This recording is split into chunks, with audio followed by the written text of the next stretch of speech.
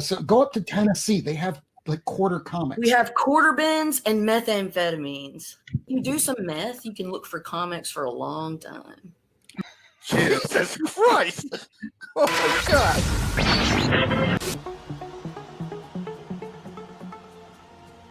For more than a century, comic books, television, and movies have existed. Each separate, broken, with their gatekeepers. No!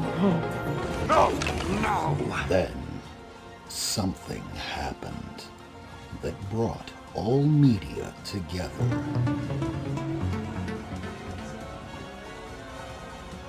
The internet brings comic fans around the world into one comic community.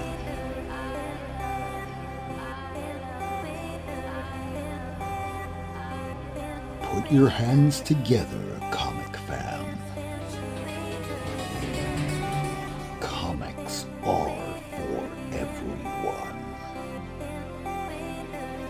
It's 10 p.m. Eastern, live Comic Book Wednesday, a weekly YouTube show about comic books with Lady Fantastic.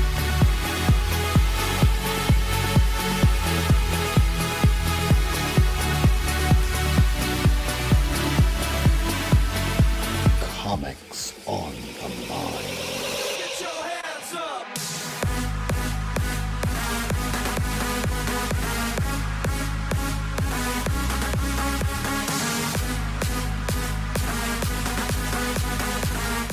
Miracleman.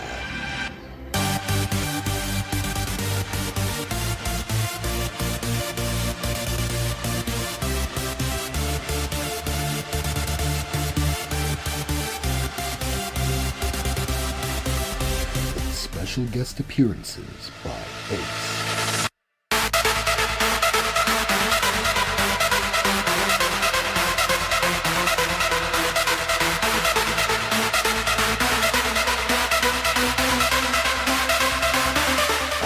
Your host, not near Mynd.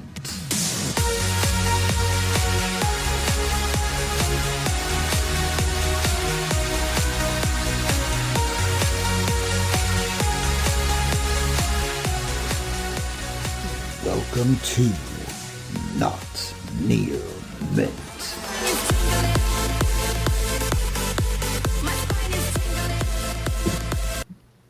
Welcome, everybody. We have a special guest today. His name is...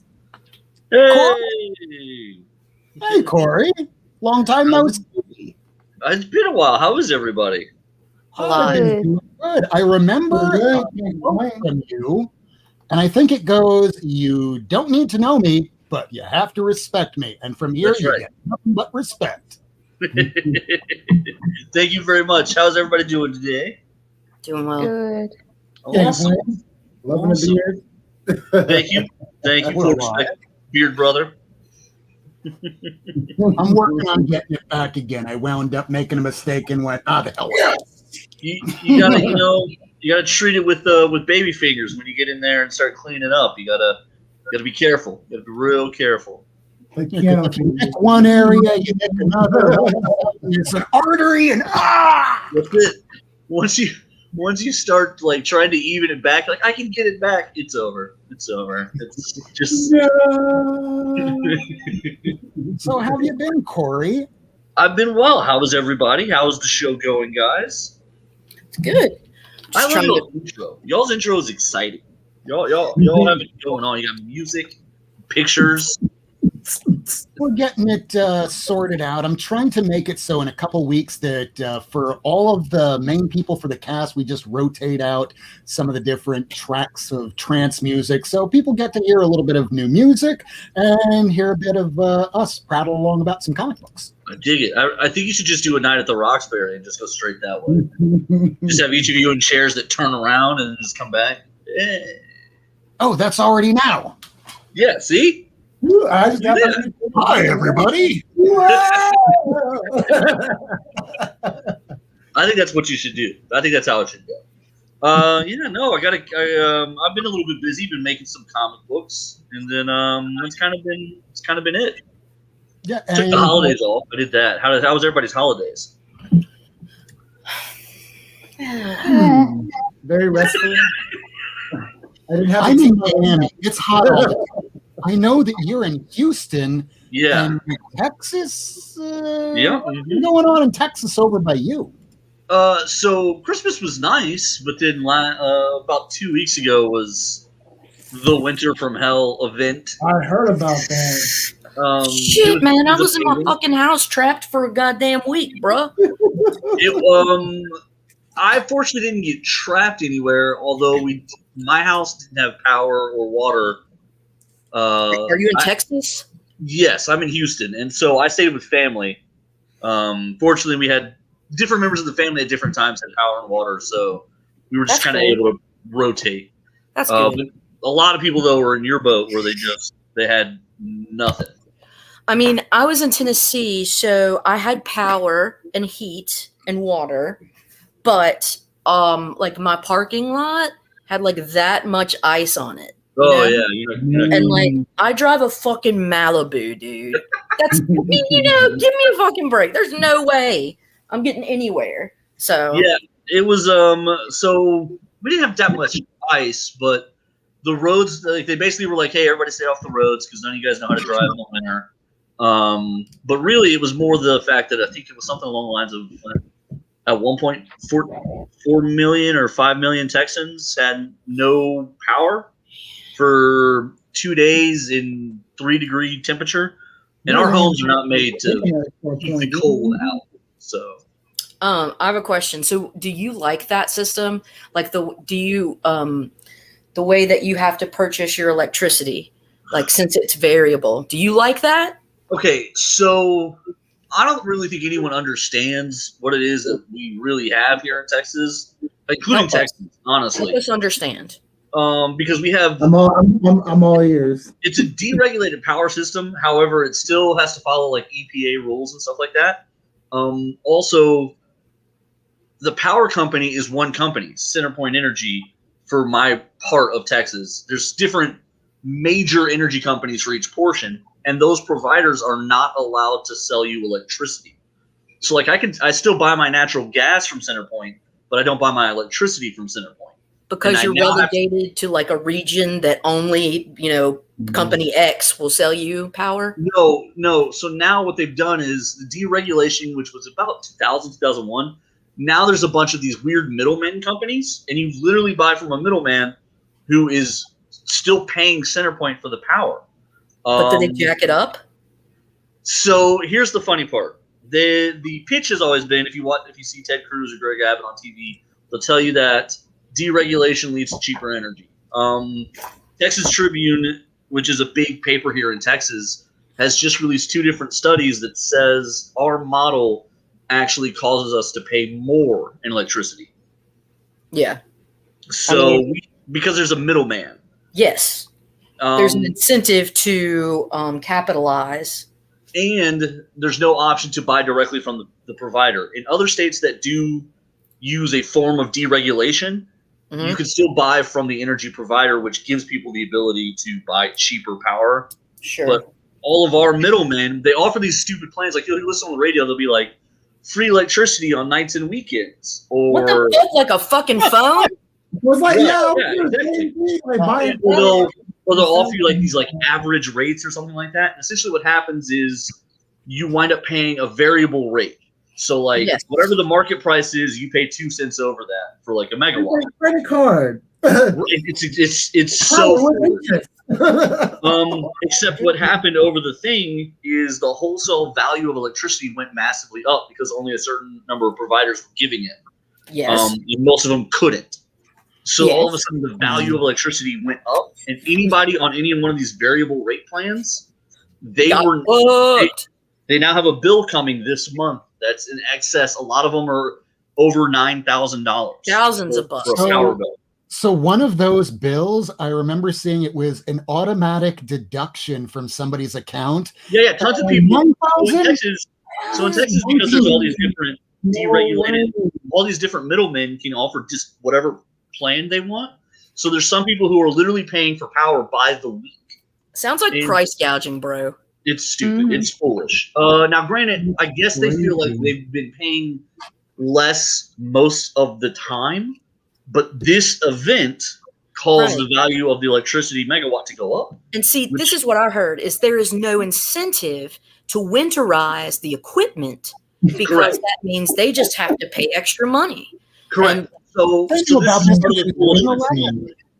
Miracleman. The energy group that regulates the power generators is called ERCOT, Energy Regulator Committee. I've heard of ERCOT.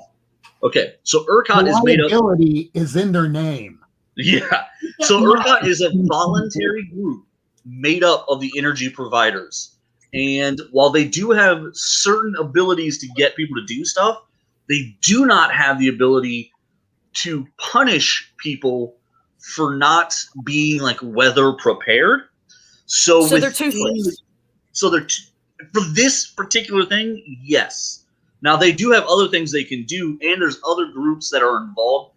Deregulation somehow doesn't mean less complicated, because there's actually another Texas group that is in control of regulating the power lines. And then there's another group that's called the utility company, and the utility committee, and they're over. Dude, this sounds like a fucking racket. This is an electricity racket. It is, and the utility company just The actually utility company. the Yeah, TUC, it's American money. See? so TUC just gave permission to ERCOT to go ahead and send those $9,000 bills out, and so now the governor and the attorney general are threatening all kinds of nonsense, like they're just mad at them, but there's nothing they can do because it's a deregulated system. So these bills are just going to go out.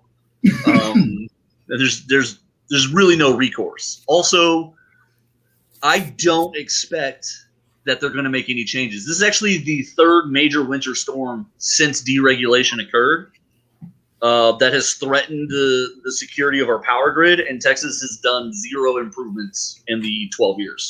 It's been like that since 2011. They've had time to correct it. They haven't. But Cory, watch this. I'm going to use that conversation to tie this all back into Department of Meta-Human Affairs issue 2. This is how I'm going to do that.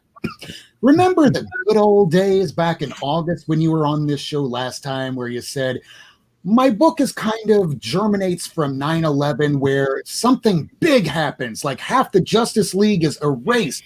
Now the regular common folk have to ask, what's the government going to do about this? Remember that innocent time when we'd actually expect that the government would do something? And then, towards the end of that last president we had, we kind of realized that with COVID, we were completely on our own. Absolutely.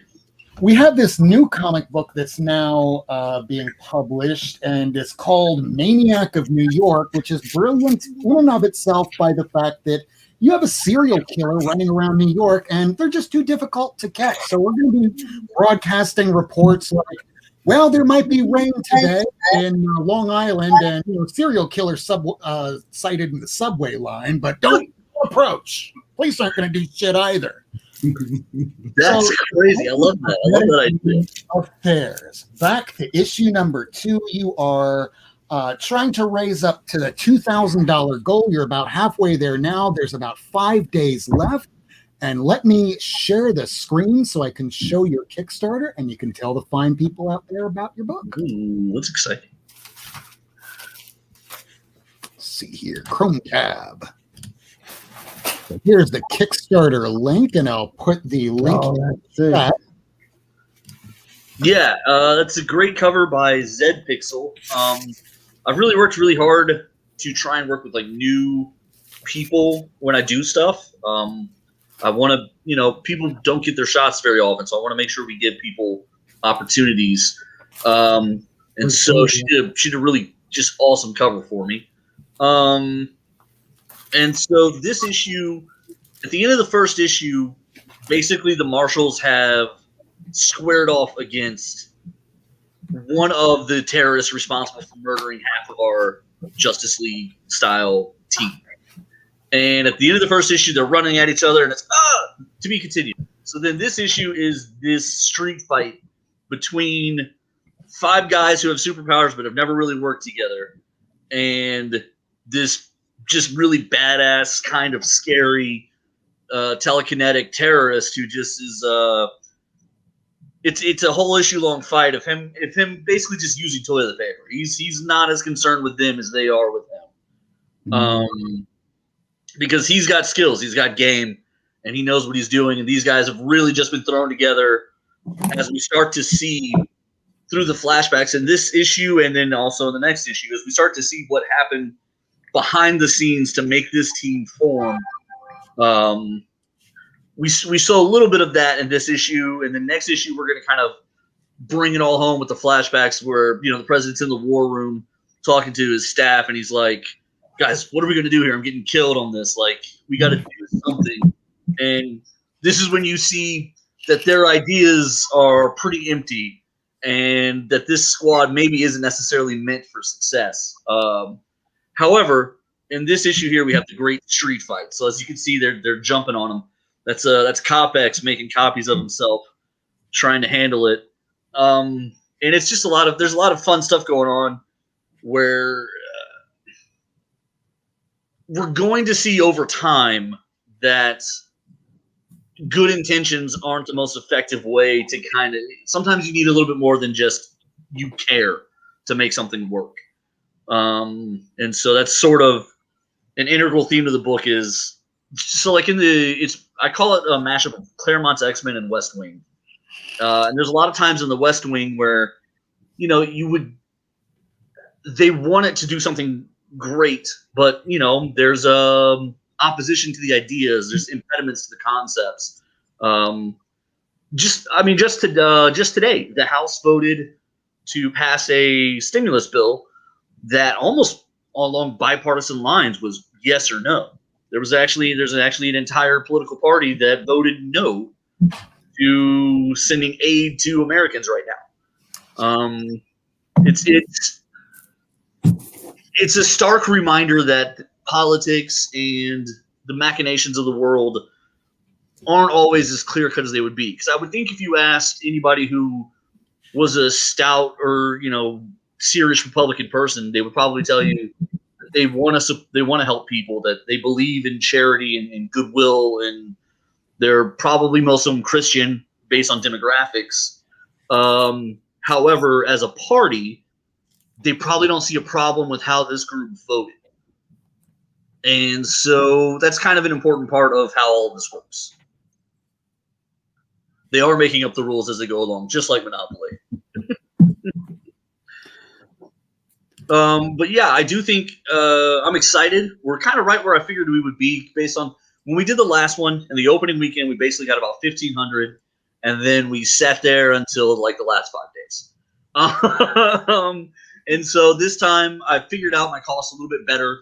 I only really need about 2,000, and what it covers is printing of this one, and then my production costs for the next issue, and then I'll launch a Kickstarter for that one when we get to it. And really, the Kickstarter is more to sell it than to necessarily print it, because it's important to launch. I'm learning marketing. That's the thing that I suck at. I'm learning marketing, and the marketing part is the most important part. And so the Kickstarter is a good, big, loud megaphone for me to go, hey, here's a book, here's some preview pages. This is issue 3. I can catch you up if you need to catch up, but most importantly, come hang out and read my story. And so that's the whole point. Well, do you have any appearances coming up on any other channels, any other podcasts that you're going to be appearing on where you can get the word out there for those that aren't the converted quite yet? No, and that was I will completely cop to having screwed up on that one. I had let a lot of people know, and then in my head, that to me meant that I kind of I booked with them, and then as I launched, it kind of backtracked and went back to some people. They were kind of like, "Oh, okay, well, I'm not recording again until after after it ends or whatever." And I was like, "Okay, all right." So missed some windows. This is only my second Kickstarter, so that was a little bit of a rookie mistake. But happy to be here. Miracleman invited me on here, and I'm happy to be here hanging out today. You are my sole appearance for this Kickstarter. So far, I remember last August when we were talking, where I was saying me being the little hua, because I remember you like that word, me using. So me being the little hua that would see somebody go, okay, well, this is Hack's scumbag chat, and we're going to drop the link in the chat. And I go, wait a second, he's going to drop the link? Oh, yeah, let me make sure my lights are on and flip on the camera. Hey, everybody, welcome to YouTube. Just do that and you're fine. Just steal someone else's show. That's not a bad idea. No, that would be And nice. then say, hi, I like the book that you got back there. So, Department of Meta-Human Affairs. Yeah, just start hijacking chats. Just like, Oh, that reminds me of issue 2 that I've just been working on. Here, look at this. I did make a Reddit post today about my appearance here on your show, letting people know that I would be here hanging out with you guys, talking about my Kickstarter. I hate posting stuff on social media. It feels very. This is the slimy part, right? Of creating stuff is like, hey, don't you want to buy it? You have to be like a little drug dealer. Hey, sort of. Except people get really excited about buying drugs. hey, I'm excited about buying comics. I That's true. I am drugs and alcohol. What's behind me? I feel like if I was selling crack, it'd be way less of a push. Like I feel like if I was selling crack, it'd be way easier. Just hey man, you want some crack? You do? Okay, good. Yeah. What's the show on FX? Snowfall? Like, guy's got a house full of money. Like I don't have those problems. Here, you can try it this way. You do it like this. Psst, hey kid, come here. You like comics? Yeah, I bet you're looking for the good rare stuff, huh? You like X-Men, right? I got something better than X-Men. Yeah. All right. So you know how some of those issues are going for like $20, $30 here? Well, they print like 100,000 of them bitches. This is under a couple thousand. Just wait a little while. I'm putting out a lot of material. And one day this is going to hit. You're going to want this. Right now it's just cover. You just have to, hop on this Kickstarter here. What do you say? Come on. First time, cheap. Why are you so good at that? Like what else do you sell to people? Hi. Good night, everybody. it's the wrong channel for that. Real quick, I do want to address this. Whack right now. Lady dropped out of the chat. She's having some internet trouble. Hopefully she'll be back in a minute. Miracleman is taking the week because he's taking care of stuff. He just finished moving, and he's feeling much better after last weekend. He heard I was going to be on, and he was like, "I'm not doing it. I'm not doing it." Oh, man, he should have been here last week. He sent me a threatening letter, and he said, "Don't you come on my show." No. Oh, so you know how to correspond with him regularly. Actually, I do talk to him a lot on Twitter and the messages. Miracleman and I have actually become pretty close friends. I'm happy to say that. Yeah, he said way back in that last episode that it was you were the first person that was a creator that he wound up speaking with, and not just on a "Hey, I like your book." Oh, thanks. Yeah, Real back and forth. It really has become. Yeah, absolutely. He's a really smart dude. He's very cool. Also. He had posted pictures of like just the absolute greatest man cave ever of his collection of comics. Well, now that I've seen yours, now I know why he's doing it. It's so because you guys are obviously competing. We're not. We're actually not. I'm not going to change anything just because I would see what I don't even know the full extent of what it looks like because every day he posts where he finds like more stuff where he's like. Got some new dollar store finds, and I'm always like, dude, this guy's got to have like the most massive collection. And then when he would talk about it, he'd be like, oh, I just completed my run, but it would be really knowledgeable, but also really niche. He'd be like, just completed my run of like Steranko Miracleman issue 3 covers, and you're like, what is that even? Like, how many books could that have been? How long? I want it now. Yeah, right. But he would always be like, I think I saw one the other day where he was talking about. The red costume Lone Ranger covers. And I was like, I read it and I remember thinking to myself, like, I would never even notice that there's a difference. The first couple ones were like red. Yeah, and that's what he was saying. And so like he's trying to track those down, and he said he found some, but they're like Those are super rare, yeah. But yeah, no, he's a good dude. He really is. And you guys are all right. But I happen to talk to him pretty regularly. I got freaked out of being on social media, so I haven't been on since December. I honestly, I've now this year I made a little bit of a promise to myself that I'm not going to post any more political, any more anything else. If it's not about my show or my comic books, I'm not posting. And so I've been doing that. But I mean, there's just so much to say, and nobody cares. Yeah. They're just all yelling at each other. Yep. Let me make an opinion. Oh, Something racist. Oh my God, that escalated quickly. I do like that. I do like that Joe Biden's dog bit somebody. I think that's funny. I think that's a funny news story. I think he's got two dogs, like an older one and a younger one. And the younger one they had to like send away from the White House. I think to be retrained, honestly, because apparently it nipped somebody. Wow. Yeah. It nipped the other dog, the older dog. It's a Is that what it did? That's crazy. younger dog, older dog, and they're really large animals, but you know,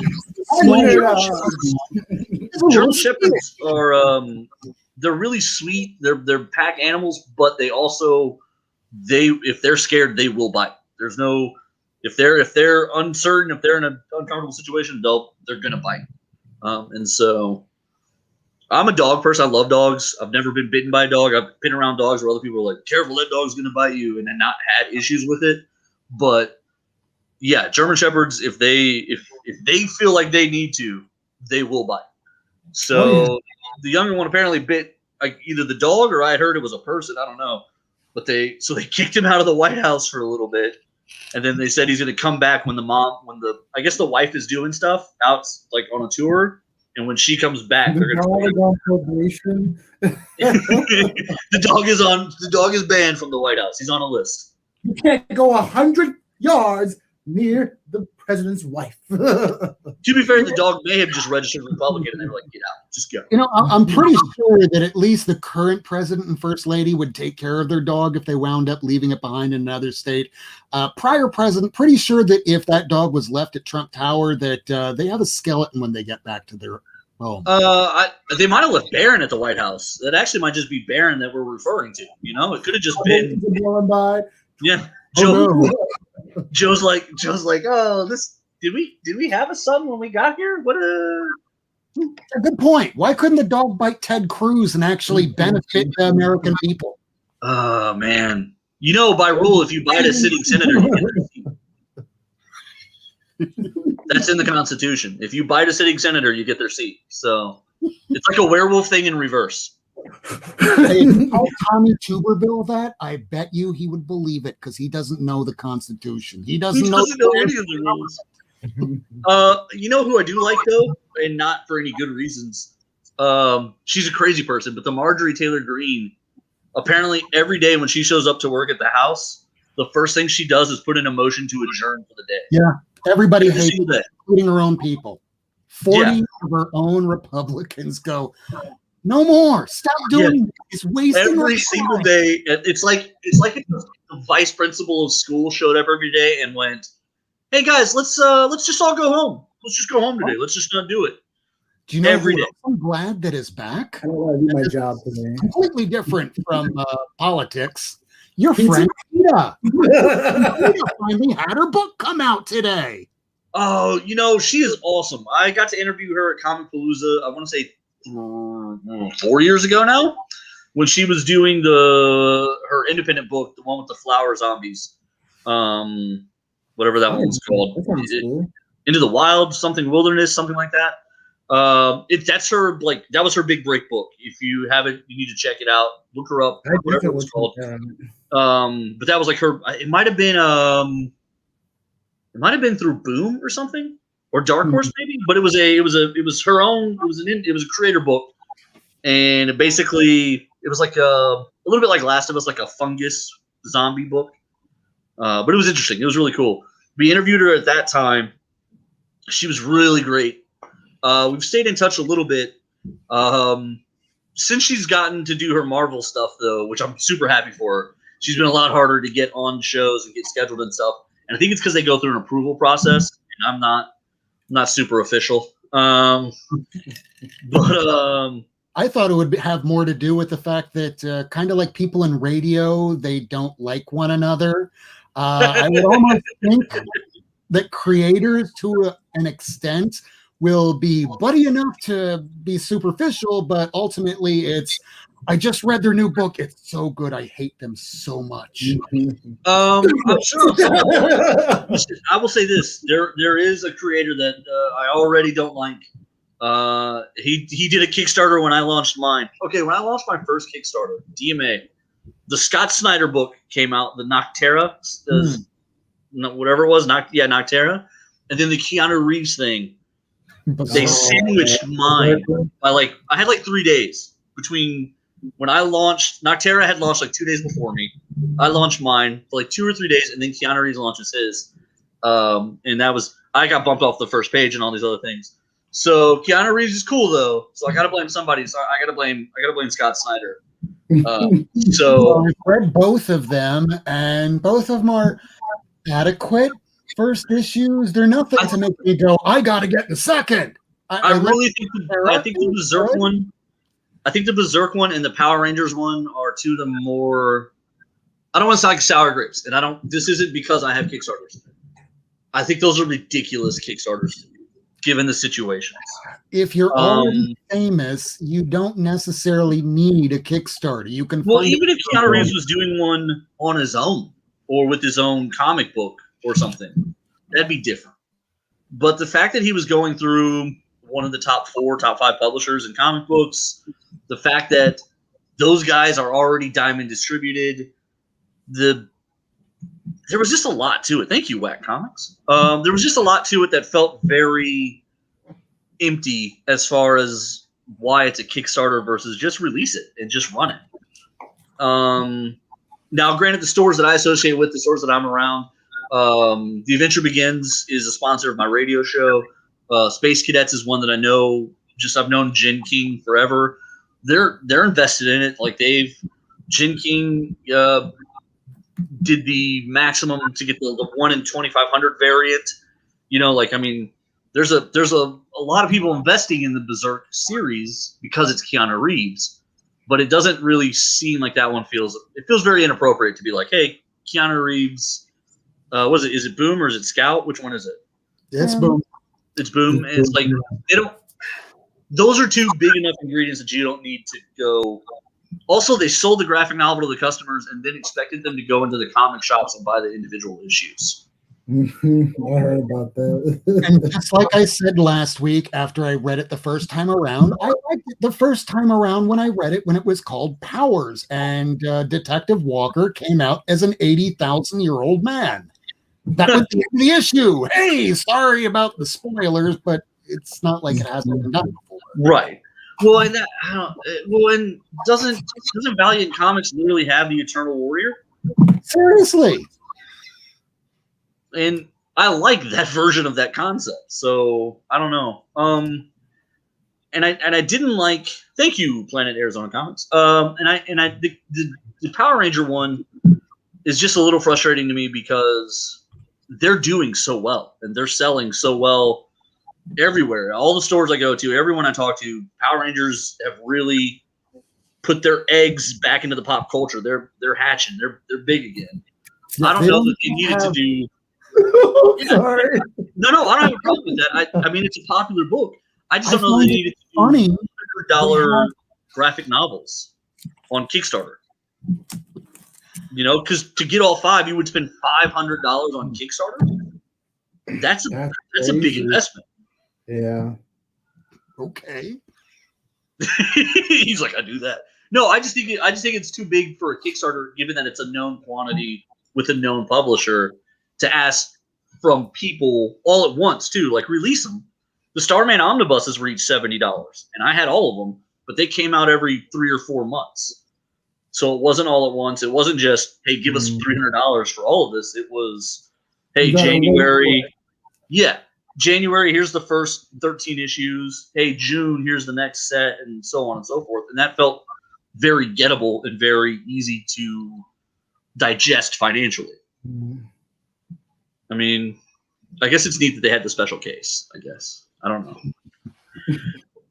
Wasn't worth it. From what Planet is saying here, I could buy a real nice Silver Age run for 500. It's kind of, the Berserker one that had the 1 in 1,000 or 2,000 or whatever it was going for $2,000 week of release. I think the news was there was a box of 57 of them in there, letting you know that, hey, there's the print run. So, you know, there's 57 of them out there. And unless it was absolutely stellar, congratulations, you have a $2,000 dud that you probably could have been investing in a really nice higher grade copy. I will say this. I think those shops are all going to make their money back. I'm sure the Keanu Reeves Berserker movie is coming. Yeah, Whack Comics, thank you very much. I appreciate it. I'm sure that the Keanu Reeves Berserker movie is coming, and all of those are going to sell. My understanding is he's also going to go through and sign a bunch at different shops and things of that nature at different times. I know he will do. Keanu Reeves has done a really great job of curating a man of the people type image. I feel like he will do his part.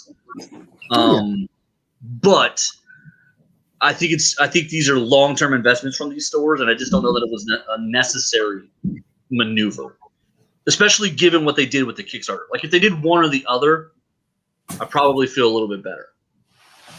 And as much as I like the old advice of if you're going to make a comic book, make it as weird as you possibly can. So that way, when they make it into a movie, that no matter how much they try and water it down, it's still going to be fucking weird.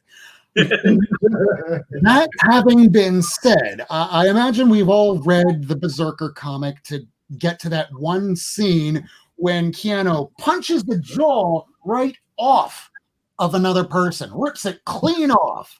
Dude, he like punches people's heads. As cool as that was. But that's happened before, right? Movie. That's happened in another comic book before, right? Like when you said it, I remember. I know I read it, but when you said it, immediately. So funny story, bottom jaw thing. You have a Star Wars character by the name of Revan that took off the lower jaw of Malik. So there's another parallel. At the same time, I would love to see somebody's jaw getting punched off in a movie. Yeah, that's true. That would be cool. Might be a little iffy going, that's violent as fuck. Can you do something about that? Like, yeah, that'll be the scene that makes it. That'll go in the DVD, but not on the screen. It's like that in a zombie movie. Here's a better comparison. We all remember Faust, the Tim Vigil book, David Quinn. Yeah. Imagine seeing that watered down to the point where it was the almost released for TV Faust. That was really nowhere near. Was that released for TV? Was it really? No, but it almost looks it. The quality is very similar. Oh, okay. Okay, I see what you're saying. I was like, wow. Yeah. God, man, I know it might be an issue of Invincible when they punch somebody's jaw off. You're right. They did. Oh yeah, that tiger dude, right? Yes. Yeah, I remember that. Oh, Dude. I think I have that. I have the trade. Hold on, let me see if I can find that scene. That's the one thing I miss. I had the whole Invincible run in trades up to wherever I was when I had my own comic shop about 8 years ago now. And I sold it as part of the inventory when I sold out. And I forgot how hard it is to get those early trades of Invincible. Yeah, I'm trying to get them. They're going to wind up doing a new release of some kind now with the animated series about to launch on Amazon. There's no way Image doesn't do some kind of hardcover. So 15 issue. What's that? Final Order cut off about 2-3 weeks ago had Invincible 1, new cover. Back for back on Free Comic Day in May, they released the first issue all over again. It's almost like a facsimile. So yeah, they're going to be doing another re-release for the Amazon series, which looks amazing. I used to have every issue. Got rid of them all because I needed money to stay in my home about a decade ago. And then realized I am not going to buy back a first issue for no $300, $400, $500. Yeah. Robert Kirkman definitely paid some bills for me too. I had The Walking Dead. I hear the story a lot. Just on a whim, I had picked them up as they were coming out. And right when that series was season 7 or season 6, right before, nowadays everyone's like, oh, it's garbage, I'm out. This was right when everybody's like, are you excited for the next season of The Walking Dead? And I unloaded the whole 40 issues, whatever it was, at that point. The guy, this is how bad of a negotiator I am. The guy was like, how much do you want for it? And I was like, I don't know. I'm not trying to ask for too much. I just want to, I want to get a good value for it. I said, I figure $400 or $500 would be pretty appropriate because they're not necessarily any special edition. They're not the take my money. Right. That's what the guy goes, I'll give you $650. And I was like, oh, I guess I was underselling myself there, wasn't I? And he goes, just take the money. I was like, all right, thanks. Hey! Stop. Give me a minute. I gotta get my life. No problem. I will remove you from the studio till I see your face again. You have too much power. That's impressive. What happened? You have too much power. That's impressive. I'll just kick you out of the studio. Power? I don't want power. I want no power. This is why I'm a court reporter, not a attorney, because with no power comes no responsibility. This is true. This is true. That's the actual back end. That's the Aunt May version of the Ben Parker quote. Now eat your cookies and get to your room. That's right. Don't forget your milk. Aunt May will always be the obligatory parent of a gay child who knows all along but is still holding back, saying, son, I know. It's okay. You can tell me you're Spider-Man. I'll still love you.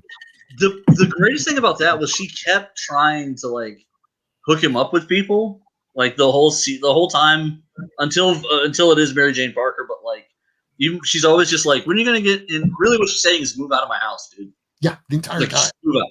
Just go. But Peter's like, May, I love you too much. I have to say it. She's like, no. I mean, have you tried dating? Don't you want to get laid? Move out of my house. Go into the world.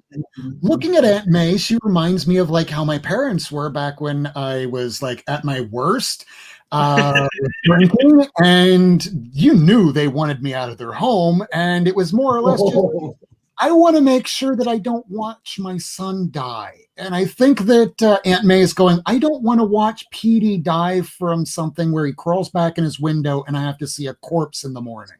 Right. No, I think, yeah. That's a great story that hasn't been told. Yeah. I think she was always trying to kind of incentivize him to get out. She's like, don't you like women? Do you need money? I'll cook for you. Leave. But poor Petey. Things never go his way. Nothing's ever quite coming up, Pete. No. I'm excited for the next Spider-Man. That's going to be, is that into this year still, or is that next year now? We are still waiting on peas. We're still waiting. This year is actually last year. That's true. Tobey Maguire. That's true. We got the new costume today. Oh yeah. I could have done without these boxes telling me everything. It's a decent cover otherwise. That's exciting. That's a nice line right down the middle of Spider-Man. That's kind of cool. I like that. And here we're back at the third print of this. Because it was so good, we need it not once, not twice, but thrice. I have no prints of it. Yeah, as cool as that cover was, I was over it the second I saw it. The spiderweb cover, I was like, oh, that's a cool idea. I'm surprised no one's ever done it. And then I didn't need 19 printings of it. There's no first appearances. Nothing's revelatory, other than the fact that Mary Jane knows something. Shh, we're gonna hammer that into your head every issue until we finally give the big reveal. Poor Mary Jane. The first time she knew something, they had to make it a big event. That's awful. So, Corey, I don't know if you can hang around with us any longer. I know that you go to your shop, Adventure and Games, over there in Houston.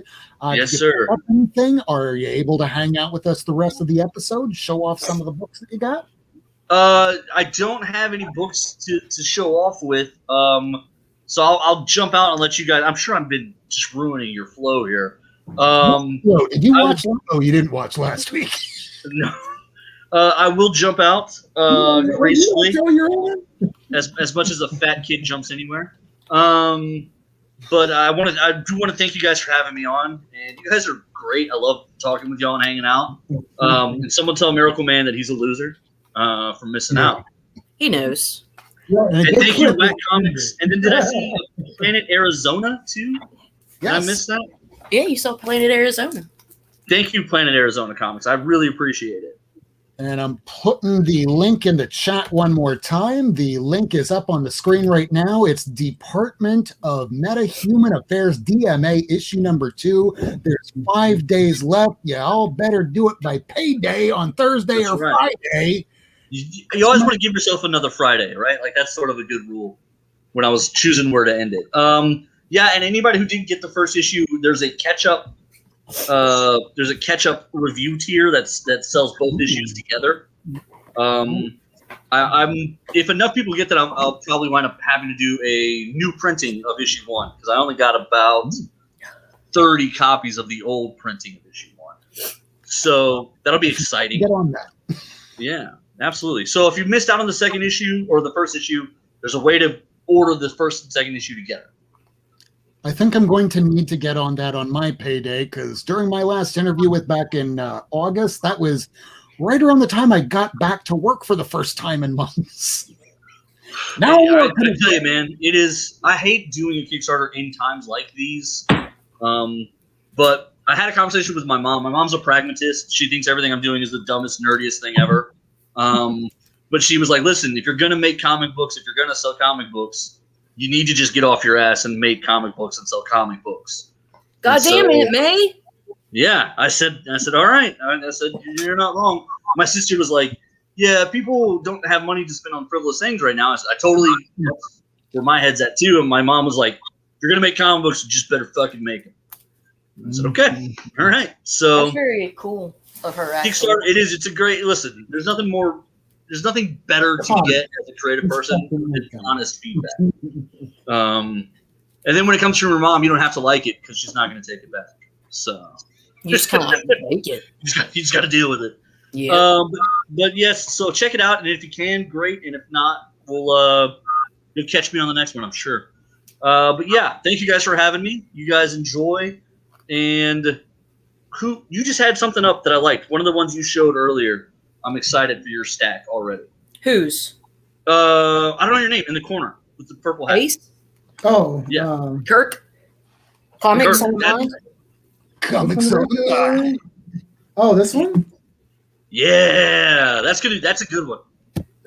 Come on. It's da, da, da, da, da, da. Does it feel weird that they don't put enough of the Zords on the cover? I grew up on. I ran home to watch the Power Rangers when I was a kid. I just brother. find it My younger brother. Go, go, All right, guys. Rangers. What's that? There are 2 ongoing Mighty Morphin Power Rangers right now. I think there's 3. I thought. They're Is that interconnected too. Yeah, the stories. Oh connect. yeah, okay. One of them is like a Power Rangers from the future. That might be a mini series. It's basically like the team got split up, and some of the team are like fighting like crime in space and trying to stay. They witness whole planets being Shokesy. destroyed. So they're like their minds are just shocked. But yeah, it's really good. I want to read that Power Ranger Slayer or whatever that series is. That's the next one I want to get it. But yeah, there's a lot going on. That's why I'm surprised that they did the Kickstarter with the trades. That was really my point. Is they're crushing. Yeah. And so to me, it was a little surprising. They were like, "Hey, for $500, you can get all of our trades." And I was like, "Why wouldn't you just slow roll release those? And just like, what are you doing?" But I don't know. I guess they have enough going on that they feel like better we take the investment than they make the investment. I guess. I'm thinking maybe it's like X-Men. I want all their money right now, as soon as I can, as often as I can, until I bleed them dry or they get sick and tired, and then I'll stop. I tell you, I'm very close to getting off the X-Men train if they don't start actually having X-Men in their X-Men comics. If they don't start doing X-Men stuff in the X-Men comics, like, hey, you built Just fucking X-Men. right, you built an island. Now you're the mutant equivalent of Israel. You're the mutant Jews now. You've set it up. You've world built it. Now do something. Like, do something. It's been 2 years now. A big war. There's going to be a war. Humanity versus Krakoa. It's coming. I know. They told us that in Powers of X like 5 years ago. Oh my God, my brain. There's too many X-Men. So, Cory, I do want to give you the final word. Tell the people where they can find you on the social medias, on the YouTubes, on Nerd Thug Radio. Where can people find you? Yes, sir. So Cory DLG on everything for me. And then at facebook.com/Nerd Thug Radio. We are an FM radio pop culture talk show. We're 3 hours a week. We hang out and do all kinds of nerdy stuff. And we're on Mondays, Thursdays, and Fridays. Then the podcast drops afterwards. We're on all of the different podcasting apps, iHeartRadios and the Spotify's and all of that. And then right now, obviously, the Kickstarter is going on. Please feel free to check that out and support it if you can. And if not, catch me on the next one. And then just, thank you guys for all giving me your time and hanging out with us. And I think I'm about to get kicked out. So bye, guys. See ya. Thank you very much for coming, Cory DLG. The book is DMA issue 2. The Kickstarter is in the link in the description, so please check that out. Thank you, Cory. Yeah, sorry, my fucking. My bad. Well, that was nice talking to my baby daddy. What was that? I thought the camera was on. I said, well, that was nice talking to my baby daddy. It was something your baby daddy? I didn't hear the first part. It was nice talking to him. Oh, he's your baby daddy. Got it. That's just my baby daddy. Earlier, I made both say, that's how you eat booty hole at the end of I Freaking Love Comics. So I had to say that in return. Okay, got it. Well, that makes some sense. Some, not all, but some.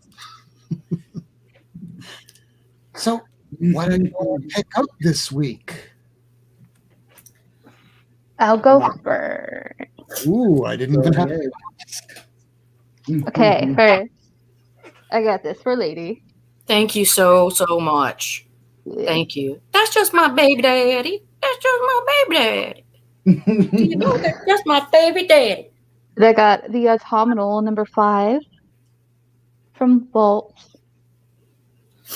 Who that is? Homesick Pilot. One of your favorite stories of the year. I got to pick that up. Daddy. Carmen. Yeah. Thank you, Daddy. I got that cover. Booty. That's why I got it. No lie. Luna. And, of course, the B cover, because it is Maria Louvet. And Miracleman also did this cover, so, you know, my 2 babes. Scouts honor. Is it Marie Louvet or Lovett? I have no idea. Okay. I asked her for a pronunciation for it. This is the Tart one-shot. And Vampire the Masquerade. And that is all I have this week. Get my face off. That was a pretty small week for you, but I know that that's going to be a lot of reading coming up soon. Ace. And I have the same exact Amazon shelf system. I got mine from Lowe's or Home Depot or someplace. I got mine off Amazon. It's the same exact thing. I just So had proud of you. I just had to announce that. Yeah, Breaking Is he news. out the same- Didn't you just get that set up this past weekend? What? I just Ace, got it this weekend. so you have a whole system set up. Your most of your stuff's put away. You have boxes for unread, the red stuff. You have a whole system, something that not everybody has. It took a while for this. I'm sure it took a while for that. It only took me like 7 hours. That's all. I wish my stuff could take 7 hours. 7 hours. I still. Mine is 7 days every week of the year, forever. Rises again. I was gonna buy some more comics today, but I decided to buy a statue from Vault that was $150, so I did Ooh, not. What? It's not shipping until October, Oh, but I can send you the link to the thing. oh, I want The to see. the thing. Drop the link so I can share the screen. Unless you want to share this. Drop that thing. Oh, she's doing it in the private chat. All right, here's this store. Drop in that Vault. ass, baby. Let me see what you got. Hey. I didn't know Vault had statues. The shipping on it was like $35. What's up, Dakota? So here's the statue. Oh, no way. Yeah. I wonder if they got. I'm about to go on there and see what they got. Plot. The Bog White. The Plot is my favorite horror comic of all time, and we're gonna be interviewing Tim Daniels next week or the week after. I cannot remember. So looking at my calendar, it looks like for those out there watching at home, next week is David Andre and Tim Daniel from Vault. Coming up on the 24th is either going to be Tom Payer or Kwanzaa Osia. I can't pronounce that last name. Osajefo. Oh, Ace. I will ask them. I don't want to butcher that name. Not when I have a Yeah. last name as awful as mine. Ask Oh. them and clarify for us later. There you go. And coming up in April, we have a special guest that we will be announcing hopefully in the next few weeks. But Miracleman is working on that, and Ace is working on things. We have a lot of great things coming up in the near future. So do stay tuned to Not Near Mint, and do make sure you subscribe to the channel. So who's next? Who wants to show more books? Kirk does. No, I don't. I want Yeah, you do. Oh man. Man. I will show you what I got. I didn't read everything. Oh, good night, Jeff. Teachers unite. See you later, brother. I got this Nottingham issue #1. No, I saw the cover and I had to grab it. they didn't have it in mine. I'll see if I can grab one from my shop. They may have had it and just sold out before I got there. But this is like, we all grew up watching like Robin Hood, and then Yeah. the comical version. We know how Robin Hood is a very is a good guy, basically robs from the rich and gives to the poor. But this Robin Hood and the crew of the Merry Men. Oh, he's a bastard. This is like a darker version. Oh yeah, he's robbing, but he's also murdering. Murdering the rich, and I don't know how he gives back to the poor, but I will. I definitely am interested and want to read this. Then I got. Let me put these in a little bit of some type of order. Here it is. Oh, here it is. Here it is. I didn't get a chance to pick up issue 1, so I grabbed issue 1 of Luna. I got the B cover because, Far Out. Trippy did. And then I got Luna 2, issue 2, so I can't wait to read these. That's a sick cover. If you end up liking Luna, you're gonna really love Faithless because it's even weirder. Nice. And then I didn't get a chance to pick up issue 2, so I grabbed Malcolm Dead, issue number 2. This cover is awesome. Awesome. And then Awesome. final issue of Stargazers, which I still haven't read because I need issue 2. So if anybody out there got issue 2, I am willing to trade, buy that bad boy off of you. Let me know. I don't know why this is still on my pull. Like I could have sworn I took this off my pull, but apparently I'm still getting Conan the Barbarian. One of these days I will read it. This is one other series that I'm like missing issue 2, and I can't read it because I can't finish it, and I need to like read every issue in order to finish it. So yeah, Conan the What time Barbarian. is it? Huh? Whack. Ask Whack what time it is. So There. for him, Yeah. what time is it? Let us know. Let us know. Yeah, you can keep talking. We got Daredevil. I know, right? Daredevil number 18. Still can't read this because I need 25. I keep forgetting to get that second print. Actually, I have a second print coming to me, but I just haven't got it yet. And then, like I showed earlier, like a little schoolgirl, Mighty Morphin with the Green Ranger dragon. Awesome. And then same cover, Carmen issue number 1.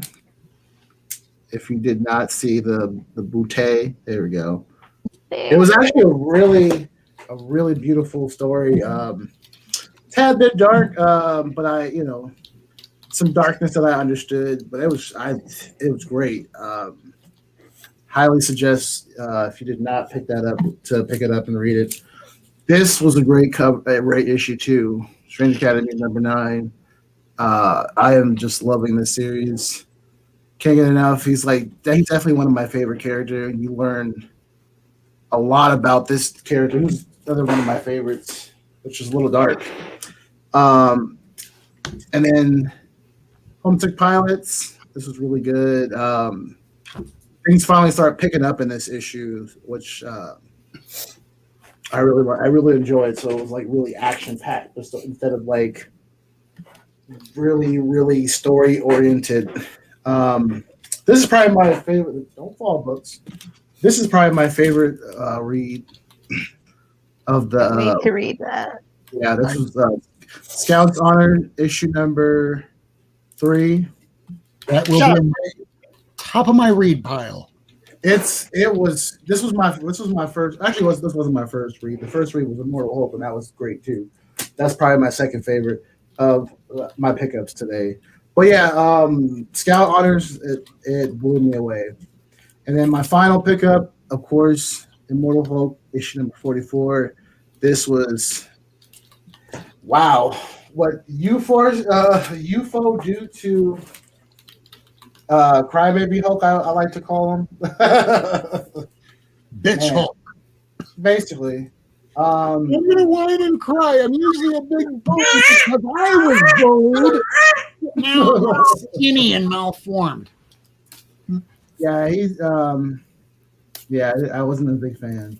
And I don't like the fact that Grey Hulk doesn't appear. It's just like his alter ego, you know what I mean?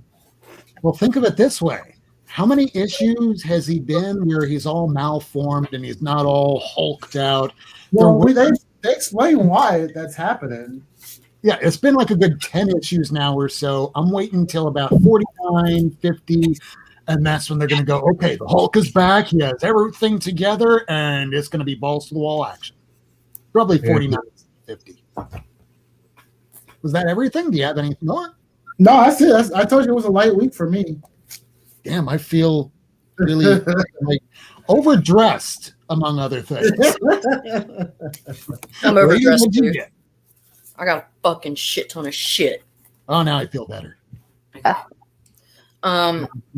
First these came in the mail.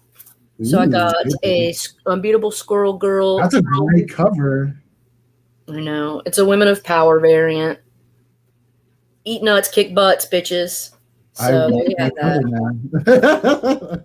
I got in the Vision 7. Oh, sweet. Pretty. Mhm. That is beautiful. And this finally completes my run, so I have the Oh, entire. nice. Congrats. Thank you. I got this in the mail from Hulk Nuts. This is a Fall of the Hulks, but it's a Women of Marvel variant. So I love Ooh, that. I think there's a Scotty Young cover of that. I might be this is Jurjevic. Thanks, Planet Arizona. I got this from Hulk Nuts as well. Fantastic Four 281. Ooh. I picked this up. I've never seen that cover. Issue 35. Got it. What? Oh, no way. I gotta Hulk Nuts. No. That was Hulk Nuts. So you need to check out Hulk Nuts. He's got some Yeah. quality things. I So definitely- You these see that are JSM 41? Hulk nuts. so these are new releases and back issues I got at my LCS today. So I picked up the Eternals #3 design variant because I have a problem, and I'll buy a design variant if I see it. Sun Eater #3. I have 1 and 2. I think it's great. It's kind of Never weird, heard of it. huh? Ace thinks it's great too. I've like never it? read that. I've never read that. You haven't or you have? I've never read Sun Eater. Yeah, What I got talking about? Taskmaster 4 variant. Who's coming out his mouth? Is that Black Panther? It is. It looks like it. It is. That's who was going to fight at the end of the. Aren't you reading that, Rob? Yeah, it's really good. I'm surprised. I didn't even think it was going to be. That is clean. Art Adams. Mr. Elseworld, the Prince of Elseworld. Yeah, So there you go. Strange I Academy. want all those Art Adam covers. And then these are back issues. I just always tend to pick this one up if I see it. It's the Star Wars homage from Howard the Duck. Yeah, issue 23. Something about it, dude. And then I needed this. I picked up an Avengers 143. I got that. Yeah. So now I need an Avengers 145. And then that's just the next one. I love these. Picked up an extra one of these. Yep, Spider-Man 5. Not sure if it has a cameo Starling in it or not. I think it's at the end. Yeah. This full appearance. Masters of the Universe #1. Really nice shape. Because usually kids get this and they manhandle the hell out of it. Absolutely. But for a kid book, it's in quite nice shape. So I was really happy to find that. Something. Nice. Shitloads of shit. I got shitloads of shit. Ewoks #6. Look at the fucking condition. That's crazy. This Looks is like a crazy good condition. You never find these motherfuckers in good shape. It looks Not like the it was in a Ewoks. stack and no one touched it for decades. Ewoks #7. I love it. Ooh. For life. The mountain has a face. Yes. Oh, favorite Yes. My read. favorite read. Yes. Yes. Yes. You are going to love that series. It was upside Yeah. down. It is so good. It's ending next month, and I'm so sad. So I just happened to find an issue 1, and I have heard both of you guys. Well, for sure, Kirk has gone on about it, and so I'm telling you, I didn't read the last issue last week. now I'm going to show you. Excuse me. They had a 50-cent bin. Dang, With a 50-cent bin at my LCS, and this is what I picked up today. Vision Magazine 42. Ooh, Moon Knight. I know. I was like, this is pretty sexual, so I need to get it. They're really nice. It's very sexual. You know, there's nothing sexual about it, but I like it. This Sergeant Rock, look at that. Joe Kubert art. 2 people are hanging. Oh You shit! see their court, like you see their shadows. Oh, I And did people not see looking up that. at that. Wow, Isn't that fucked up? very much so. That's So badass, dude. Kind of looks like my family tree. My family tree. Yo! Earth X has a motherfucking second print. What? No way. And I found it for 50 cents.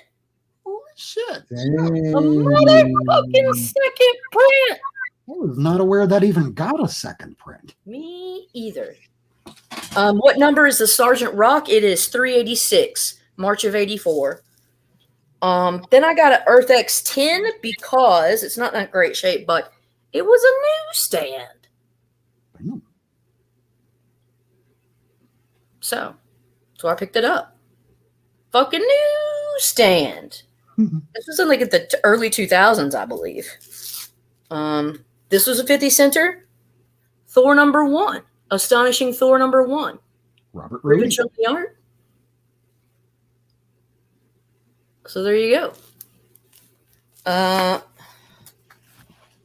The Spectre #2. I have a 1. That Thor, Astonishing Thor, is clean. Look at this baby.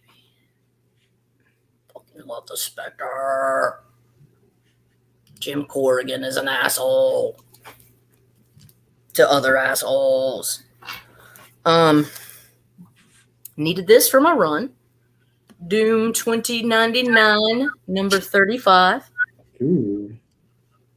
Oh, you're adding your mind. Ooh. So, yeah, really like that. Aha, aha, aha. Whoa, this one was great. 50 cents. West Coast Avengers #1. Yes, that's another one of my favorites. That West whole Coast run. Avengers #1. Oh, you got two? Mm-hmm. I need to get that. Great run. Okay, do you need a copy? Who needs a copy? Oh, no, I got it. Okay. I do. You need a copy? Okay. I found Yeah. another one of these. Ronin Hood of the 47 Samurai. Ooh. I got an 8 and a 9. Those are the only issues I have. Yeah, This was cool. Fucking UK print of Knights of the Pendragon #1. Oh, that Captain Britain? Yeah. That is cool. Newsstand. I ain't never heard of that series. It was printed out in the UK. Oh, it's a UK version. Oh, It says okay. UK and then US and then Canada. Nice. So I think this was the Marvel UK branch. Woot! I got another one of these because I already have one, but it's one of my favorite covers. Cap Scroll. Ooh. So cool. Even Miss Kitty wants it. Ooh. Miss Kitty? You do want a squall? Miss Kitty want a squall? She said, fuck you. Since Miss Kitty is a scroll. Yeah, she's a fucking flirkin. Mhm. I found this in the 50 cent bin. Damn. Oh, wow. Justice League. Private Lives. Yes. Ooh, somebody did. Dude! Fucking Thor Vikings #1 from the Max. Wow. That's hardcore Thor. 2. That cover. 3. Damn, do you have the whole series now? 4. I think that's a yes. No, they didn't have 5. It's 4 or 5. I found 4 or 5 for $2. $5. I Oh, will. wow. Now, I have one more chunk. It's my last chunk because I stopped by. Also stopped by Half Price Books, and here are the books that I got from Half Price Books. Bill and Ted's Excellent Comic Book #1.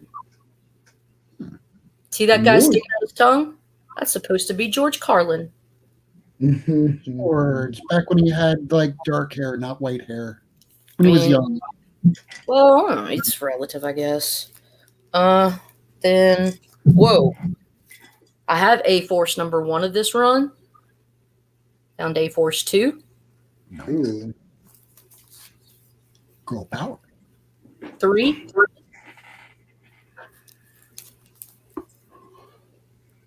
4.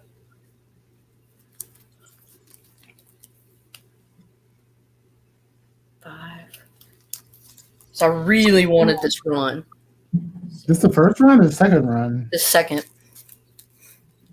I wasn't even aware that there Yeah. were 2 runs. Me either. First one was in 2015 during Secret Wars. And then 10. Yeah. I love that She-Hulk. This one up for Steven Spock because it's Reflection. Reflection. Ooh, Yeah. My Avengers has a connection to the Siege. Ultron. It's one of my favorite runs. Look at this, dude. These were $1 a piece. Issue 3. Ooh, King the Conqueror. Oh man, Maestro. Well, also because they had the Avengers of the Future in Black there. Yes. Queen. Oh man. Like the son of like Black Panther or something. Zanzi or Zazo. I don't know. Someone Jar Jar Gabor. 5. And this is the issue, I think, where that is 6. Yep, that's the one. Oh, I love when they destroy the title. Finally, Oh no way! No For way! $2. No! For $2. No! the Black Musketeers. No! $2? $2. $2. $2. $2. Nah, I'm in shock. 2 US. Ah. That's it. That's all I I got. want my $2. I'm gonna send you $2 if you ever run across that issue again.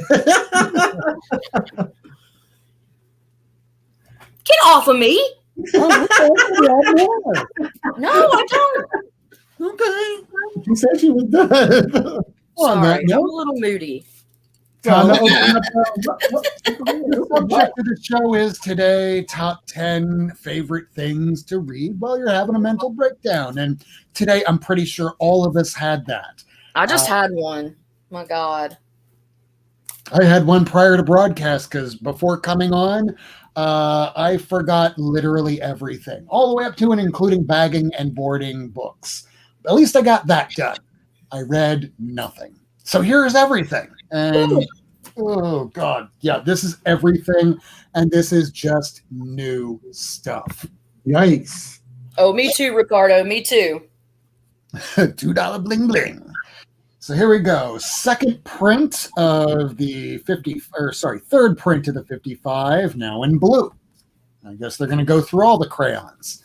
Speaking of crayons, here's that 2-tone variant of Spider-Man, the new issue. And here's the one featuring that new costume that will probably last less than a year, less than half a year, less than a storyline. I'm going to go with that. Now, as we were talking earlier, they finally released the Children of the Atom. This was supposed to come out before the pandemic. Tomorrow will be 1 year after the episode where we said, hey, the pandemic just happened. And yeah, everything's shutting down now. And then this got delayed. Hey, it's coming out. I can't wait to read it. Let me know how it reads because I can't do another X-Men book. I can't do it either. I need to start dropping like all the X, except Hickman. It's just that and- they've hurt me too many times. Like I feel like an abused woman in a relationship where like I get beat and they say I'm sorry, baby, I'll never fuck you over again. And then And this is coming from the X-Men savant. it's just like fucking abuse the way they treat me. But we keep coming back for more. Oh, hey, we now have like a Daredevil being Elektra. It's going to stick. This is the new Daredevil. Yeah. I believe everything everybody tells me because I'm that gullible. Oh, wait, yeah, nothing stays permanent in comics. Except for the UFOs. The UFOs will probably always be 3rd tier, 4th tier. But apparently, the episode or issue is really good according to Comics on the Mind. So I got good. the first. I got the first appearance of the UFOs. Are you jelly? I They're sent not it to you. Huh? I was the one that sent it to you. I just got another one. You may have. Fuck, I don't know. Here's Nonstop Spider-Man. So good, I got it twice. Only because it's a new Spider-Man book, so might as well pick them up. They're $4.99.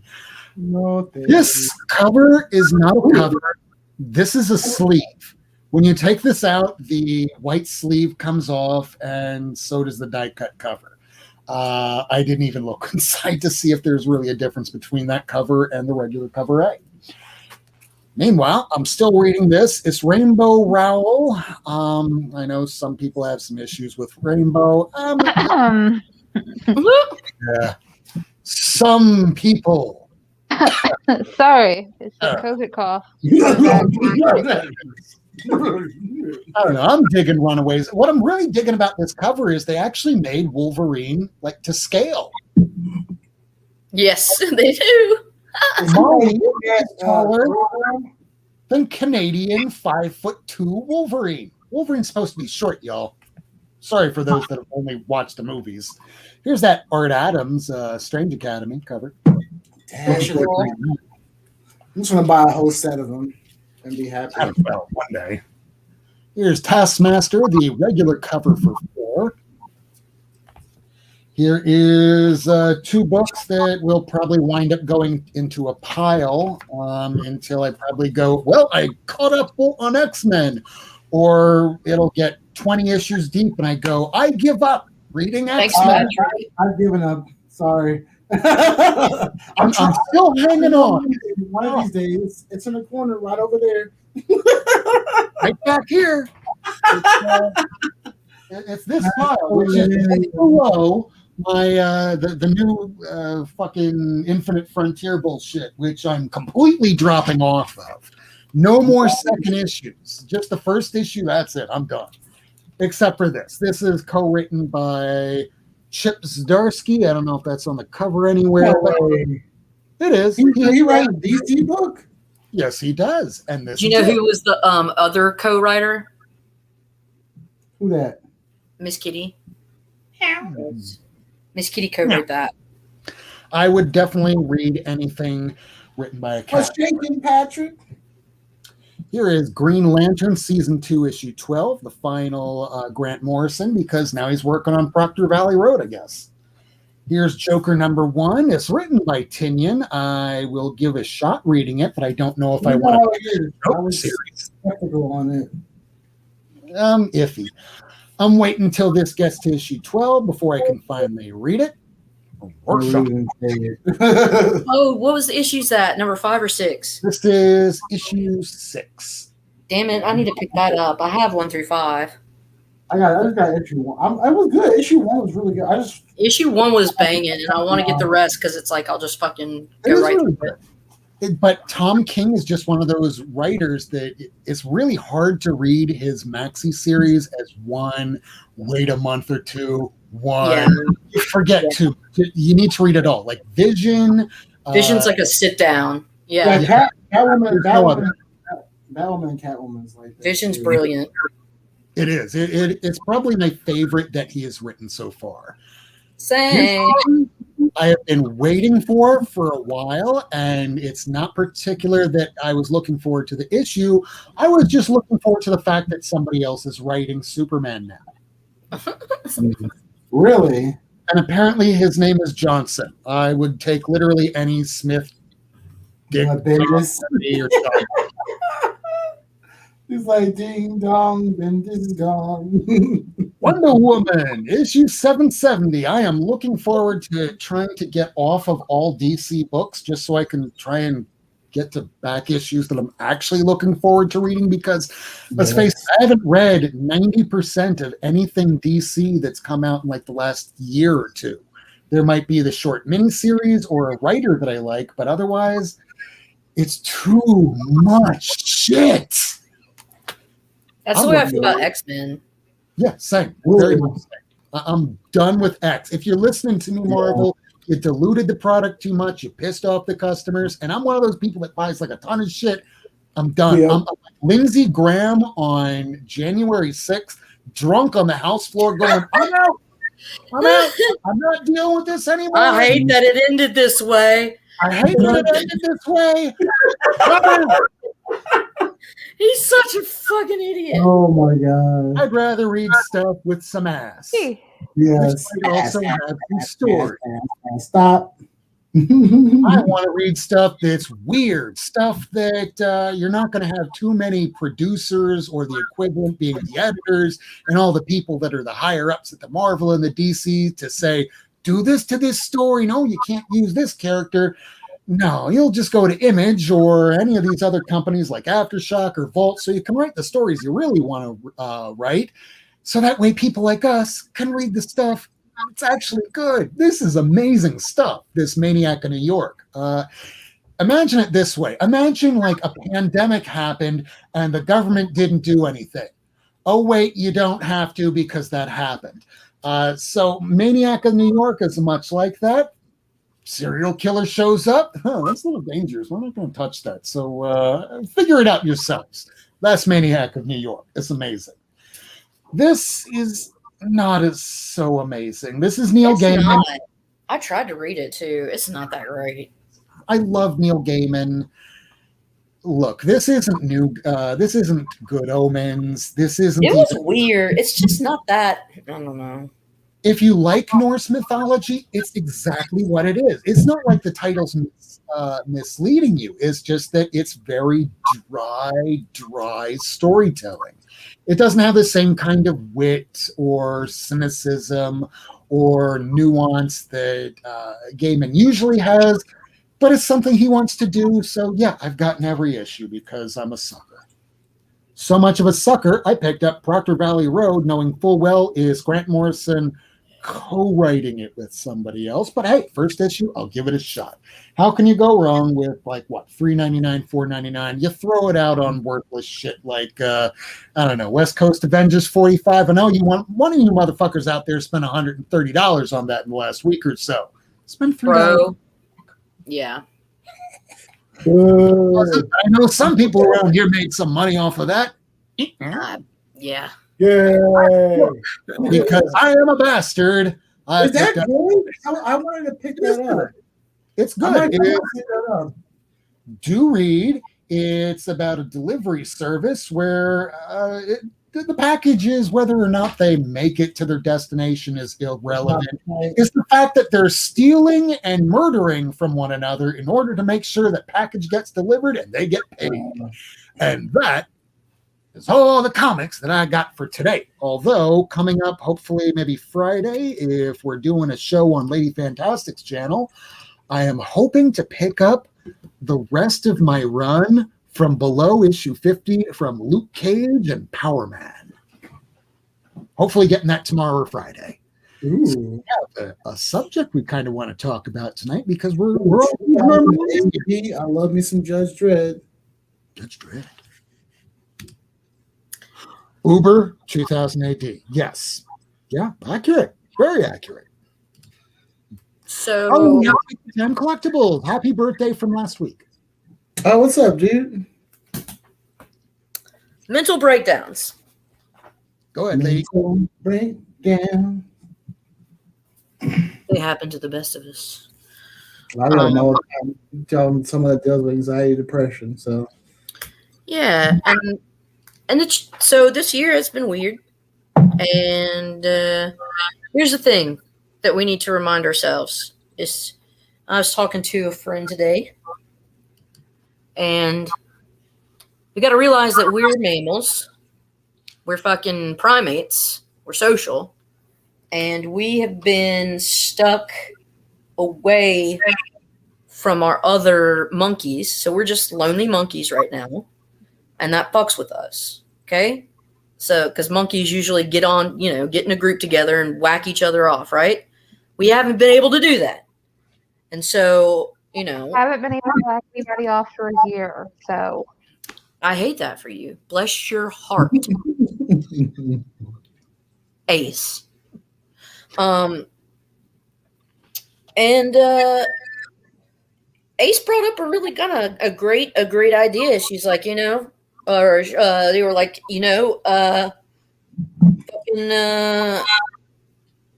what would you read if you were fucking having a mental breakdown? These were the things I read when I was having a fucking breakdown, and I thought it was really good idea. And yeah, I don't think that he was talking about you there. what? Look at me. Oh, there. Oh, I'll prize a lamb for all. Hand check. What you vaping on? Are you asking? Who are you asking? Rob or myself? That's for I used myself. to go to an anime convention, and they used to have like hentai night, and when you would go and watch it, and they would have like a hand check. They're like, hand check. You put your hands up. It was ectoplasm. There were. Oh, I love that episode of South Park. Oh, hand check. What am I vaping? It's ectoplasm. Sorry. And then we're getting drunk and losing your phone at a bar. Yeah, that sucks. I've done that once. But I think, yeah. So, do you guys want to go around and maybe share the books that would you, if you were one to have a mental breakdown? Raise your hand if you've never had a mental breakdown. Raise your hand if you've gone more than a week without having a mental breakdown. Okay, that's who we are. I don't have like a top. I have I can show some of the books that I like to read. I can Zach. talk about it. Yeah, I have mine. I picked 10. I picked 10. I wrote them down. You wrote them down, Kirk. Yeah, you're good. I can try to think of them. I have some of them next to me. All right. So We're let's doing- play this motherfucker. We're doing one at a time. We can do one at a time if you'd like. Who Sure. wants to go first? I'll go first. All right. My number 10 is Beavis and Butthead. I love these little goofy fucks. I'm like so depressed. I actually want to read something funny. Yep. Gotta grab Beavis and Butthead, you know? Oh. Ew, stop showing my face. All right. Mind shift. Number 10.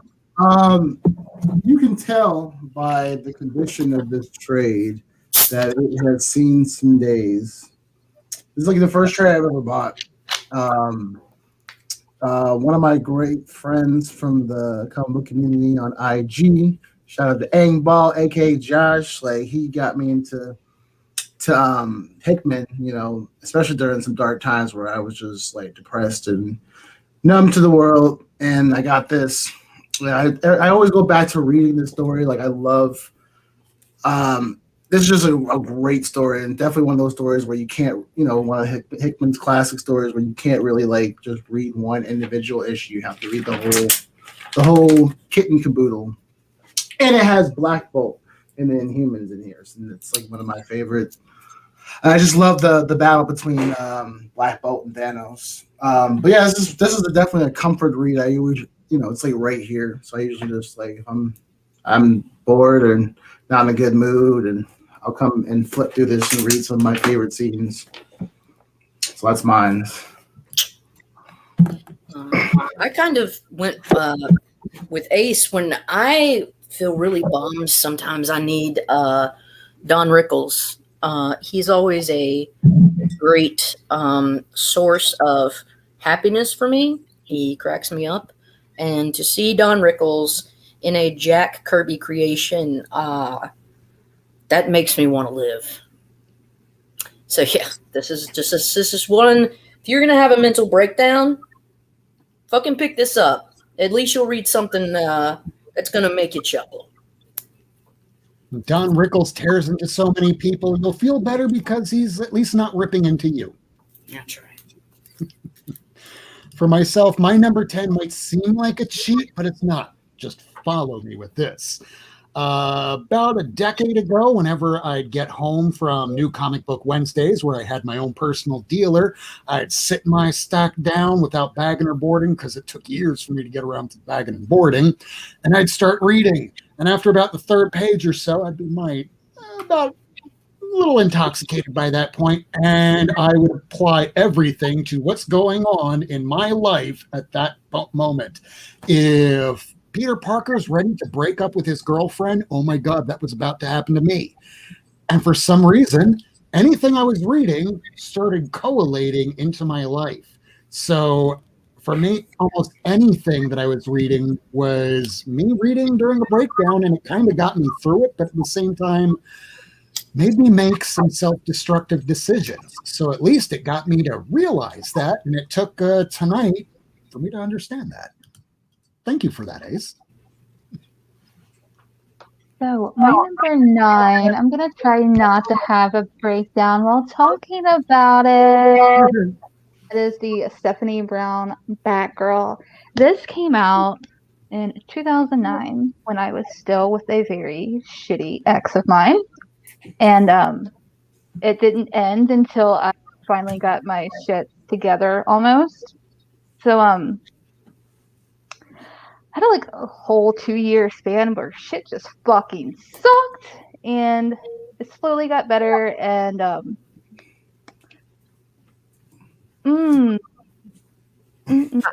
okay, nope. Regardless of where I moved to, there was like a comic shop. So regardless if I was homeless or like with some asshole or house hopping with friends, I could always just go in there and get like a super cheap fucking thing and have like one steady fucking thing in my life. And yeah, I don't want to say anymore because I'm about to cry. But it was Batgirl. Yeah. That's awesome. Specifically, which Batgirl? Stephanie Brown. Stephanie Brown is my babe. Brown Batgirl. Yeah. Right. Kirk? Yeah. Kirk? I know he fucked up Fantastic Four, but one of my favorite Spider-Man stories is Dan Slott's Superior Spider-Man. This is actually the first modern story that I read because I was, when I first started collecting, I was just collecting like back issues of like Bronze Age, Silver Age stuff. So I was reading old stories, stuff from like the 90s. But I bought this whole series off my my buddy, and I always tend to go back and read this. This is like we wanted to just watching, Dr. Octavius go from like the super villain to actually being a good guy and actually caring.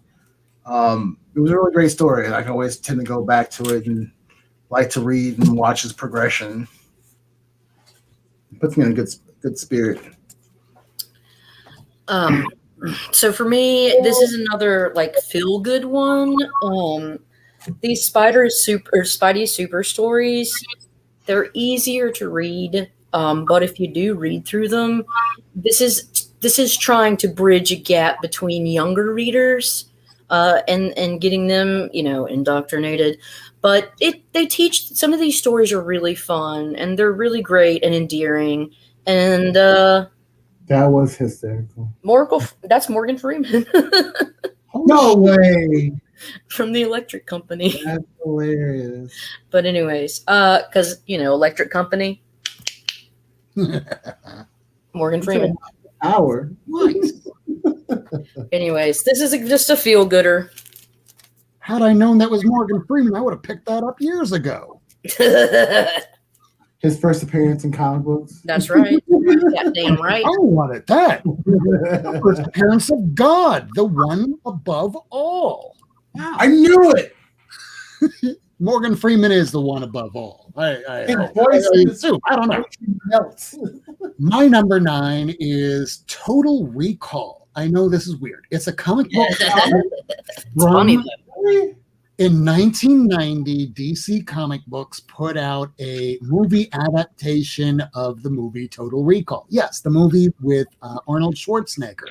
Now, why is this a big book for me to read when I'm having a nervous breakdown? It's not because it's like a crazy Paul Verhoeven movie, which it is, but back when I was a young kid that was trying to get into comic books, much like anybody else that didn't have the internet at that time, because it's 1980s, 1990s, you go, well, I love The Flash. So what's his story up till now? And you'd ask somebody that would be about my age back in the 80s or 90s, and then they'd start talking. And after about 2 minutes, I just lost track. I could open up Total Recall, having just watched the movie, and go, I know what's going on from page to page. And me being the little artist, I'm trying to draw from the panels, and that's how I initially started learning to draw. So I can pick up that same comic, that same piece of shit condition copy, look through it without even having to read the words to know what's going on. And I'm back to being a kid again, where things were trashy and awful then, but they were a little bit simplified. And that's what brings me back to a simpler time. And that was my number 9. Ace, number 8.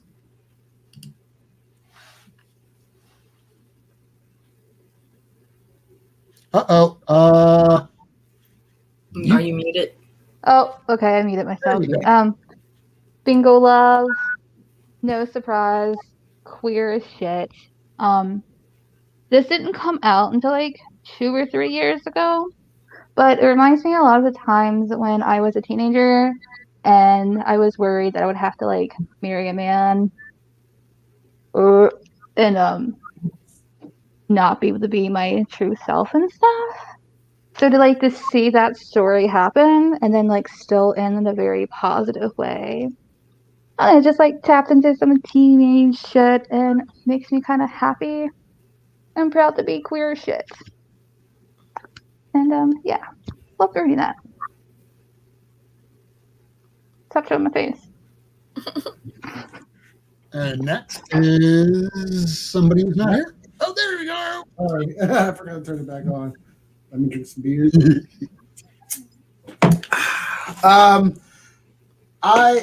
It's not a particular run. Well, this is going to be a particular one I'm going to show, but anything that has a strong, y'all know I have like an infatuation. I'm like obsessed with Ben Grimm, the Thing. Any story, whether it's Fantastic Four, West Coast Avengers, his own run. I love Ben Grimm. Like, I just love his story. You know how he persevered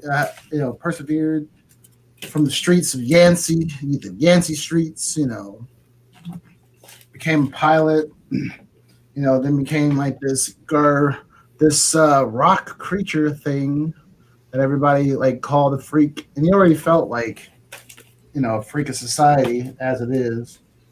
But now he's like made of rock. I always felt like a freak when I was growing up. Felt like an outcast and weird, and always judged.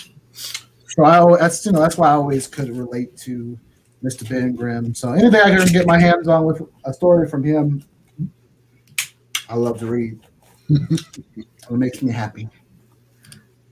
All right, lady. Oh, Lady, come back. this is my last kind of funny one before it gets a little heavier, but Ren and Stimpy. Ren and Stimpy number 1. And so, you know, if you're gonna lose your shit, maybe go psychotic, this is probably something you really like. It'd probably make a lot of sense. But I loved this as a kid, and yeah, seems like it would fit in the context of a mental breakdown. That fits. And Ace was bringing it up, and I will qualify. So, yes, these are things that I have been reading during the middle of a mental breakdown. So, 6th 7th grade were probably the worst times in my life. When I was a kid, I was picked on relentlessly all the time. I was thinking that if I would try and do dumb things like stunts, like jackass type stunts, maybe people will like me more. No, they just thought I was a bigger idiot. So don't do things just because people will like you more because you think that will happen. It doesn't work like that. Nothing like that works like that. So instead, when I'd get my ass kicked regularly, and I do mean regularly in school, I'd come home, be bruised, and my mom didn't really know exactly what to say to me. We weren't June Cleaver. We were the worst household. So she would shove a bunch of these Flash comic books in front of me that I'd have from my different hospitalizations. So any 80s Flash that's from pretty much right around that Eobard Thorne winds up murdering the Flash's wife. So he murders Reverse Flash. And now he's on trial. So that was me really being introduced to Flash back then. And I didn't know his backstory. I just got caught up in the world, and it made me not have to think so much about school and what I'd have to deal with the next day. It just made me go to a different place in my mind. And that was one of the books, my number 8. So here we are, number 7. My number 7 is Resident Number 7. This is a story about a family in the apocalypse. And it's a father and his 3 kids. And 2 of the kids are disabled. One doesn't have a leg, and one is terminally ill. And I'm someone who is disabled several times over with chronic illnesses and pain conditions. And I come from a really not great family. And every time I read Resident, I'm like, this is the family that I fucking deserved as a child and didn't fucking get. And so I need to cry over family shit. Number 7? Emotions. Emotions. Like, their family just loves each other so much. There was never a question if they should, like, just get rid of the disabled children. It was just, we're a fucking family, we're gonna fight, and we will never do anything to break each other up. Like, when do you see anything like that? Much less in apocalyptic media, where disabled people are just assumed to die first. I will discuss this more next week when we interview David Aldry. Meow meow. Looking forward to that, especially since I just read, was it Shadow? Shadow Service. Shadow Service. I read all of Shadow Service, love Shadow Service. I know Witchblood is coming out, I think, next week, which I hope it comes out next week so that we can all have it. 31st. 31st. So we can all people up for it. Yeah, but we have first 2 issues to read. I'm looking forward to it. I ordered the Dazzler print of the first issue of Witchblood, and I am going to get the entirety of Shadow Service. All right, number 7, Comics on the Mind.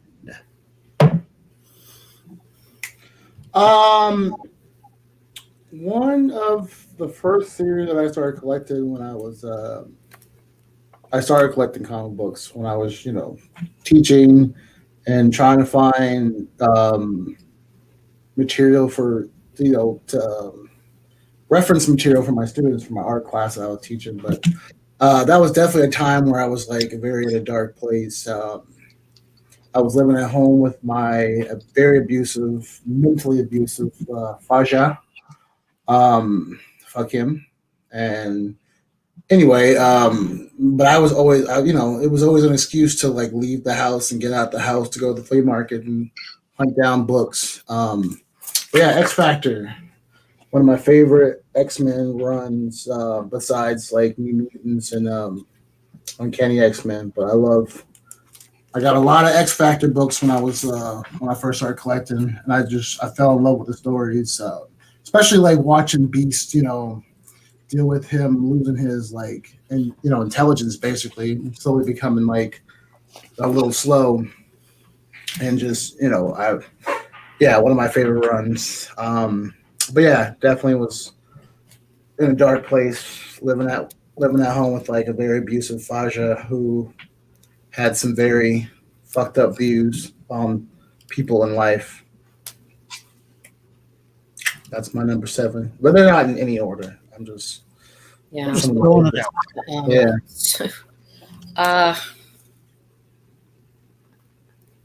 Ooh, I was looking at my copy right there. They I just- become one. They do what they must.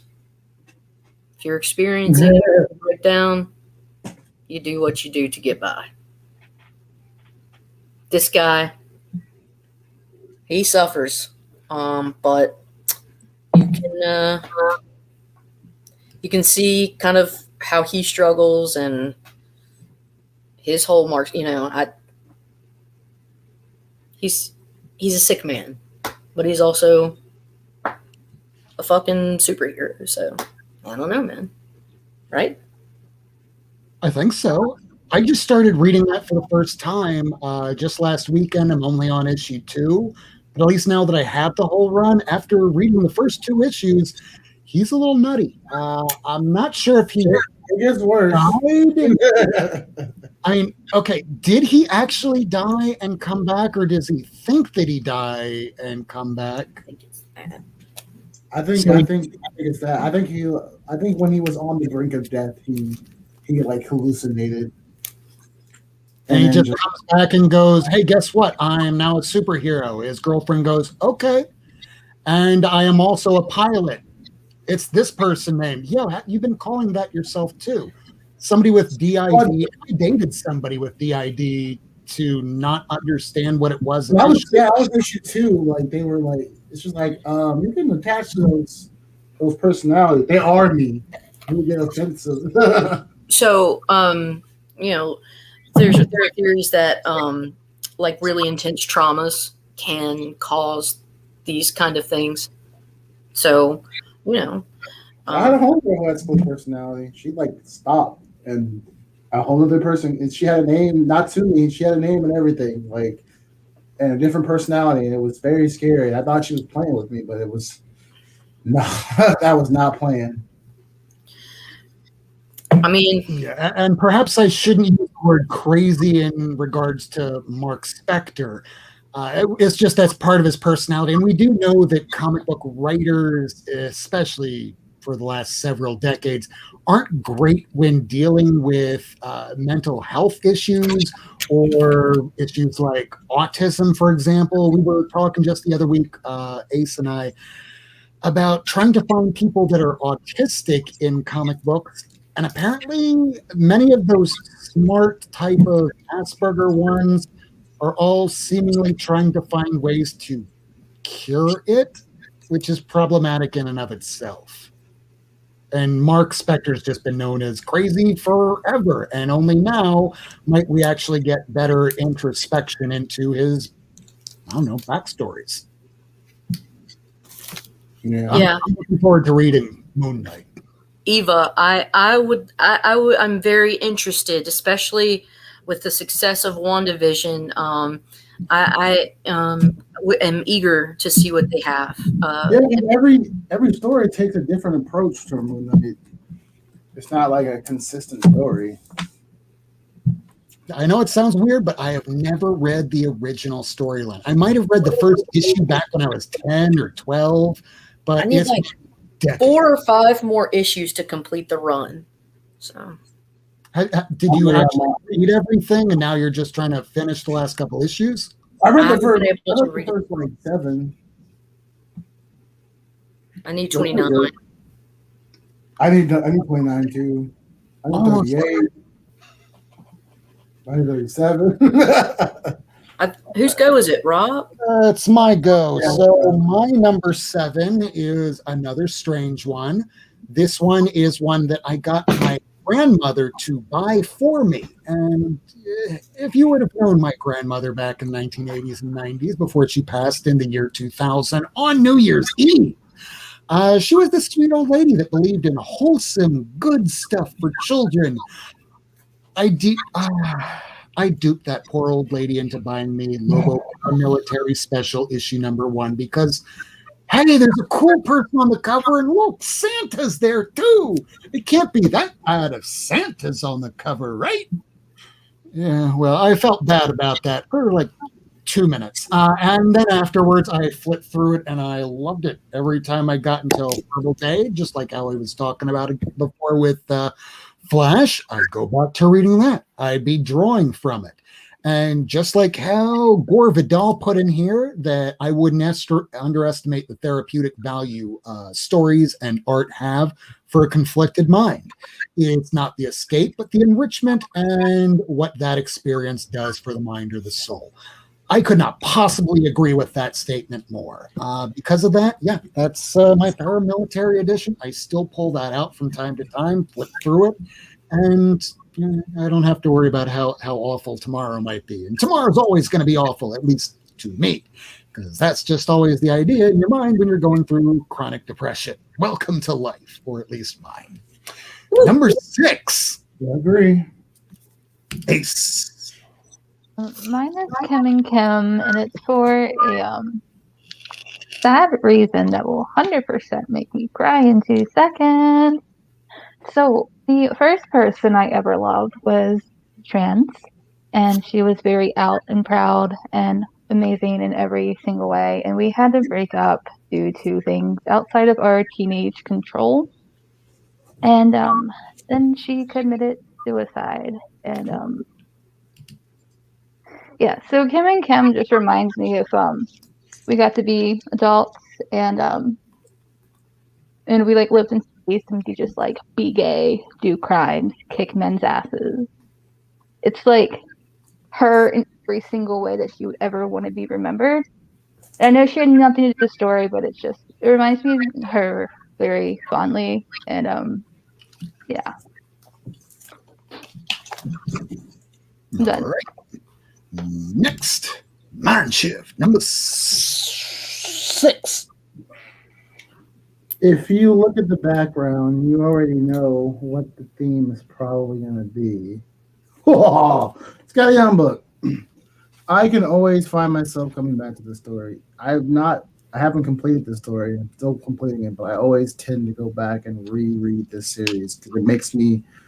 Sometimes I just need to laugh. Like I said, I deal with depression, and there's times where it's like stereotypical close the blinds, lay down, and you blink and 8 hours went by. So it's like I can read this and put myself in a better mindset. Let me do this while I'm reading this. Oh, I'm doing stuff besides wallowing and being numb to the world. So I really like this series. It's definitely one of my first steps into indies as well. And I was shocked to find out that Scotty Young, he actually wrote a book, and it's good. Because a lot of artists that go from drawing to writing doesn't sometimes work out all the time. But I love this series, and definitely puts me in a good mood. And if you don't agree with me, Kirk. Yes. Shh, don't tell anybody, but I think that he's a better writer. Ooh.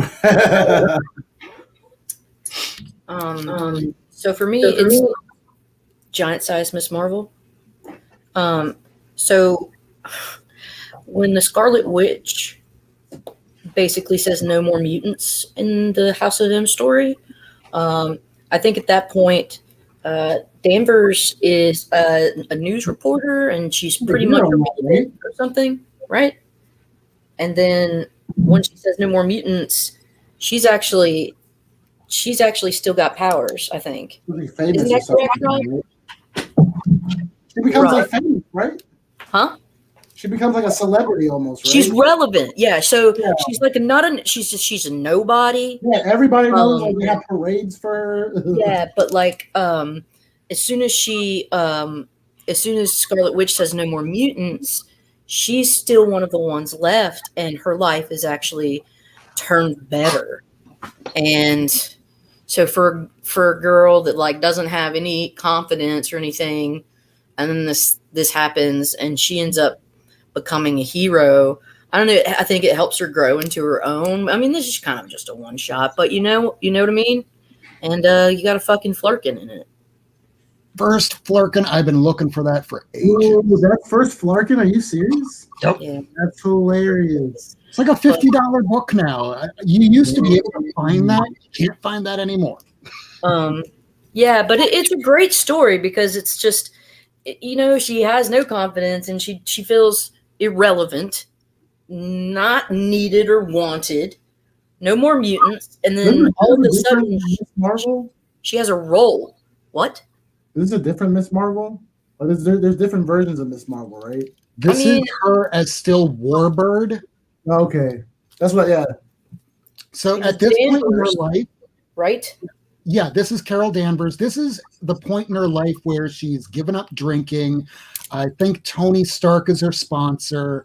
Really? Sponsor that they both attend AA together. So they've been close, which is why when Civil War II happened, it should have been more powerful. But that was all character building coming from this series down here where, yeah, she always thought of herself as a loser, and I don't know why. She's one of the most powerful people in all of Marvel. Yeah. But she went through she was a nobody. Yeah. And this made her somebody. And this changed the trajectory of her path. So. Yeah, before then, she just wanted to be a do-gooder, but she wasn't quite a leader. From there, that took her all the way to being like the leader of Alpha Flight, and it really made her. A-Force, yeah.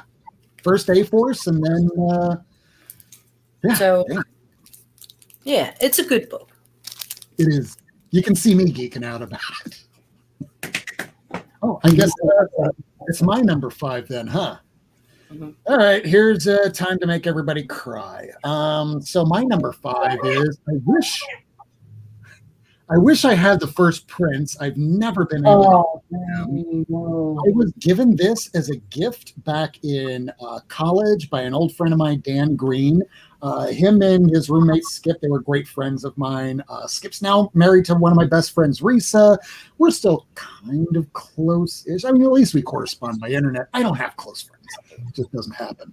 But one day, everybody winds up going off in their separate directions. It's my birthday, and I'm locked out of my apartment on the 11th floor balcony, and I have to wait until my roommates Chris and Will get home because I used to put a little pole in the glass sliding door, and I go outside to have a cigarette, and as I'm outside with this, it's like 1 o'clock in the day, I just hear, I look back and I go, oh, fuck, I'm stuck. Shit. Help! So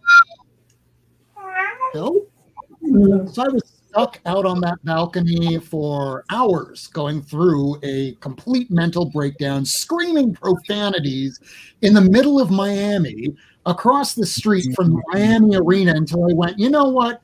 Okay, I'm going to sit down and read The Crow. Oh my God, this is good. Holy shit, this is better than the movie.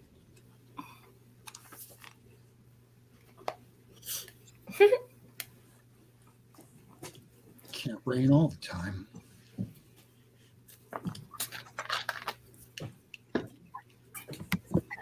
Number 4, Ace. 5. 5? Yeah. Oh, that was 6. You're right. 5. 5 is something else. Hack and slash. I just grabbed the first trade that I saw. I don't know what fucking arc is the best, but I have been reading that since I was 14 years old, and that is over half my life, and I can't say I've been dedicated to anything else that long. Yay! So, Cassie Hack was just this, like, boss-ass bitch, little goth asshole, queer monster killer, and, read her a lot when I was in a mental institution against my will, which happened several times in my teen years. And I didn't read her for a very long time, and recently I did, and she helped me defeat some adult demons too. Read her when I was like fully sobering up for the first time. And yeah, I just really fucking love Hack and Slash, and I want everybody to read it. So go read Hack and Slash. I got a hack and slash just because of you late last Yeah, I year. check it out. So, Kirk, number 5. So this is like one of my other favorite series that I have to read all the time. Like I always when I have anxiety attacks and I panic and I overthink and I pace. I'm a pacer, so it's like I'll walk around the whole house like for hours, just thinking about different scenarios and my life could be a lot worse. We always think about like, oh, my life is over, and it's just like it could be a lot worse. And I think about like Jane Foster, who's like this most, when she gets powers, she's like the most powerful being on Earth, one of the most powerful beings on Earth. But when she turns her powers off, like she has cancer. And not only that, like the chemo is not helping because every time her powers come back on, like it's like it reverses the effect of the chemo. Yeah. So but she still fights on. She's still. And didn't she not originally want the power of Thor? And I mean, I didn't get a chance to read those yet. I'm still at the point where it's just at the tail end of God of Thunder, so I never got a chance to read. I have them. Yes, because like Thor basically got some existential depression and fucking went on the whole after Original Sin. He couldn't lift Mjolnir anymore because Nick whispered into his ear that Thor was right. Thor was right, and so that fucked up Thor in the head, and then so Jane Foster saw that there was some bullshit going down on Asgard, and Thor's just fucking around like because he can't lift Mjolnir anymore. She's dealing with cancer, and she's like, "All right, bitch, I'll fucking take this shit and go kill him." And she does. I mean, she fucking, she picks up the slack. Yeah. Until Thor gets his shit back together. And she essentially saves like Asgard, man. She tried to get back with her. She's like, "No, I'm good. I love you, but that was a long time ago, bro." And then she's like, bleh, and then dies. Yeah. Oh, here it is. The rest of these. Yeah, I love her. That's why, like, when they came out with like Jane Foster Valkyrie, I was like, "Yeah, she's back!" Every issue, I'm just missing a couple of those Mighty Thors from the that run that you just showed. I have all the 700 issues. I just need a few more of those, and then I'll just blast through all of them. I need to work on the first run of Thor. That's what I'm trying to work on. So every time I find like a copy here and there, I get it. Like, copy. Boom. Issue 6. 50-cent bin. Here's 50 cents. No, I think the 8 that I sent you, I got for like $2.75. So it was that's more still pretty better than what I was gonna pay for it. I know, and that's what I'm doing for you. So I'm gonna put this up, and I'm gonna sing a little song. Every time I see this cover, this is what I think. Oh, I love that cover. Let the bodies hit the floor. Let the yeah. Anyways, you feel like you're ever gonna lose your shit? Go Dark Phoenix. Because she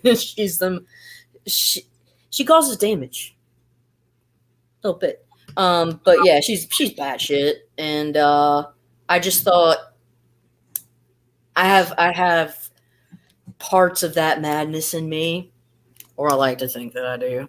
So anyways, yeah, there she goes. Don't get a ginger pissed off. That's all I'm saying. I will never piss you off intentionally.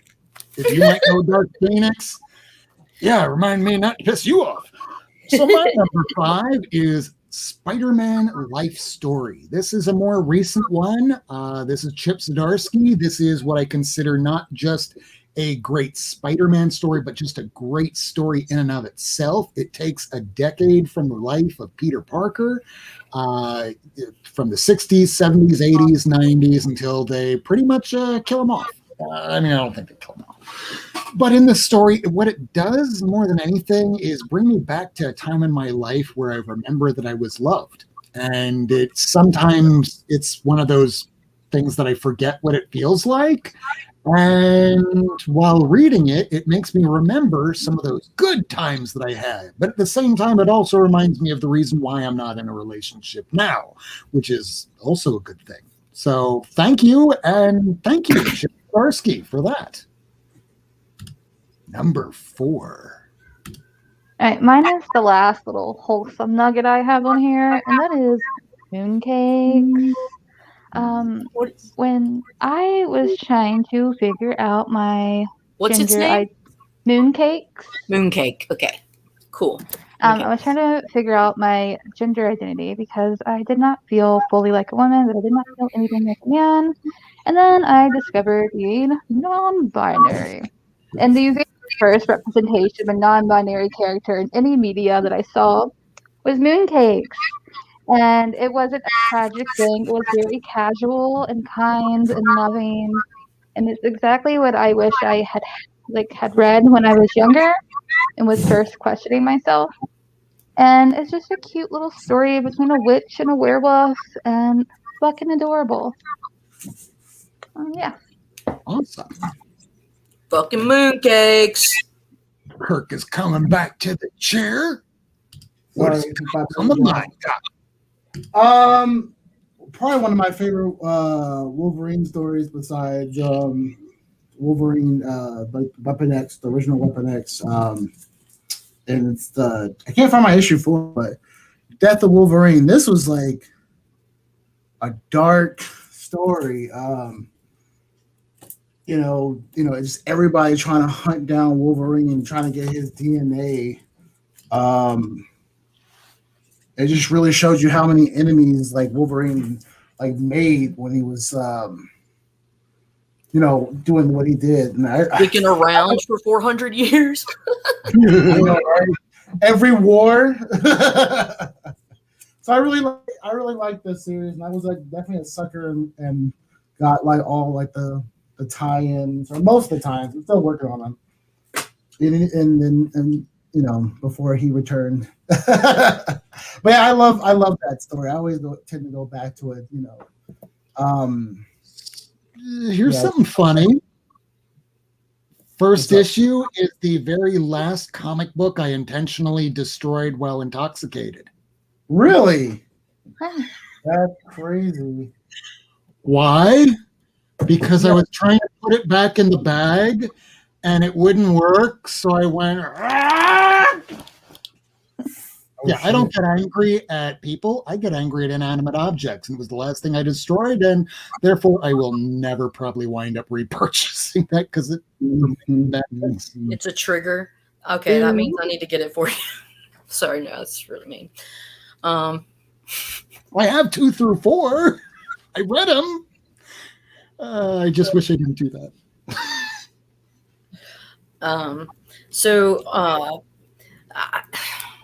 If I feel bummed, or honestly, if I just get pissed off at modern comics because sometimes I get the feeling like these suck ass. I always love going back to the old school Marvels where so this is Steranko.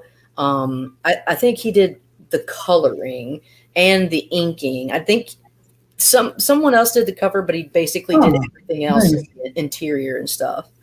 But the verbosity of Stan Lee, the sing-songiness of the dialogue, they were just so much wordier and witty, and I loved the way that the interchanges of old school Marvel, and it's just something that you don't get anymore.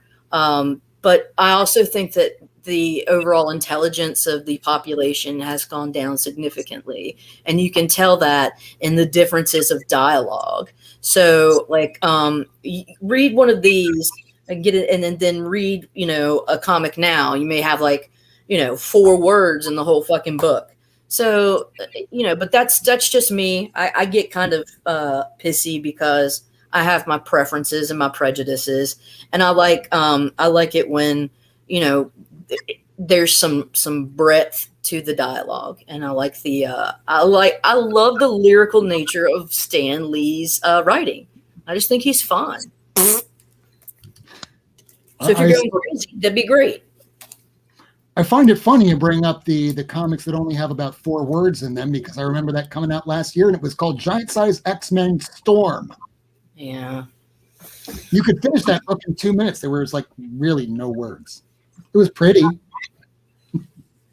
So let's see. My number 5, or I guess it's number 4, right? Yeah. Okay. My number 4 is Transmetropolitan. Again, this brings me back to college, where I thought that because of reading this, much like how younger children today, if they would watch Rick and Morty, they're being told, if you watch Rick and Morty, you're smarter because of it. Well, when I was reading Transmetropolitan, I was reading at the same time Hunter S. Thompson and all the druggy writers of the 70s, and I'm reading Transmet in this futurist thinking. Warren Ellis is at the top of his game, and I go, I am in love with this, and I feel smarter just by having read it. I need to put this on my pull list. I finished reading it. Decade goes by. I'm at a low point. I just sold a ton of comics because I needed it to stay in my apartment. I don't have a job. I'm going to rehab, and I only have a couple finished collections, which I'll be getting to some of the others later. But the one that I wound up coming back to just to get me through some time and remain sober was Transmetropolitan. And believe you me, I was absolutely losing my goddamn mind while reading it because I wanted a drink. And this motherfucker, not Hunter Thompson, his name is Spider Jerusalem, was drinking and drugging throughout the entire comics, and it just made him a better journalist. So not all things come true in comic books. So number 3, Ace. Number 3 is The Wicked and the Vine. This is my favorite comic series of all time, and I will die on the hill that this is the best thing that Image has ever fucking released, and nothing will ever be able to top it. I am biased as fuck. Anyway. Anyway. I have like a very Valley Girl thing with my voice that's kind of annoying. Sorry about that. It's not annoying, but it's very Valley Girl. Now, 86. Whenever you sing to a comic, this is how we know this is like your top favorite book, because it makes you sing. That does something to a person. That's a visceral reaction. Have you heard that 80s song, Valley Girl, Ace? Probably. I don't know it off the top of my head, but I feel like if I heard it, I might know. It's really good. Open wide, for sure. She's a Valley Girl. Sorry. Valley Girl, she's a Valley Girl. Valley Girl. That sounds like Why I have a voice that sounds like a Valley Girl when I'm from the fucking middle of nowhere in Virginia. Sidetrack off of what I'm gonna say, but when I was a kid, I had a terrible Southern accent. Fucking horrendous. So I fixed it by watching a lot of Judy Garland 80s movies. And instead of sounding like Judy Garland, I started sounding like every fucking stuck-up bitch in every 80s movie. So, Anyway, The Wicked and the Vine. I was robbed to talk like a Valley Girl, too. Me 3. Forever to say about this, but I love it. I did the same thing again. God damn it. Anytime I have a mental breakdown, I just reread this every fucking time. It just travels with me. The beginning is funny as shit. Lucifer is the best character, and then she comes back, and it's fine. So it allows me to feel every emotion I need to feel. I cry, I laugh, I get a little horny, then I cry again because I feel bad, and then I process trauma, and then I laugh, and then I cry a whole bunch more, and then I get to the end, and I'm just like, This is why life is worth living, because I can go out like that. And fucking love Wicked and Divine, okay? That's all I'm gonna fucking say. Wicked Oh. and Divine. Oh yeah, it's so good, yeah. All right. Can we go next? Like comics on the mind? Sure, totally. Oh my god. Tubular. And shut up. So this is like the most wholesome story ever. I don't know who can't read this story and not be inspired. Can't. The ending is pretty like, oh, shocker, like, oh my god, punch to the gut, like. But you know, once you read the second volume, like, it's better. But Kanto, I don't have my issue 1. I can't. It's not in front of me right now. This is the most inspiring story. You know, his people lose their hearts. They're replaced with clocks, and he has to go and fight the Shrouded Man. You know, release not just his people, but all the people that the Shrouded Man has screwed over. So I read this a lot just to get inspiration. I have stacks of books over there that I need to read still. But I tend to always go back to this story because it just makes me happy, and especially when I don't feel anything when I'm in a dark place. Happy is one thing that I would like to feel. So The comics on the mind. I got those books by Ace. I just read that for the first time last month. They're amazing. I would even consider that maybe they're a banger. I don't know. I Warning. agree. I want the first print. Warning. Those first prints are awesome. Oh, no, strobe effect. Banger. Strobe effect. There Oh, it is. look at the little kitty. I can't look at the kitty. He's playing Oh, with yeah, a tiny that's little right. chick. Wait, you're here for comic books, you dumb asshole! It puts the lotion in the basket. It puts the lotion in the basket. The face is so awesome. Cool. It's over. Good. It's over. Okay. It's Yeah, we're over. good. All right. Oh, you know, if you're losing your shit, maybe you dissociate. If you want to dissociate and think outside of yourself, maybe you want to get on the cosmic level and take a trip with Stan Lee and Mobius. This, I think, is it's a great set if you want to get existential and not be inside yourself. And sometimes when you have a mental break, that's exactly what happens. Not that I would know. But I certainly as shit would. Why do you think I wear sunglasses all the time? Because I don't To want keep your you- soul in? I don't want you to see what's going behind these eyes. Let me get a camera so I can steal it real quick. What was awful? You thought this Silver Oh. Surfer was awful? No, I no, think she's it's not talking the- about the banger thing. Oh, That could have put me in the hospital. Goddamn. We warned you. I was like, this is good. I like it.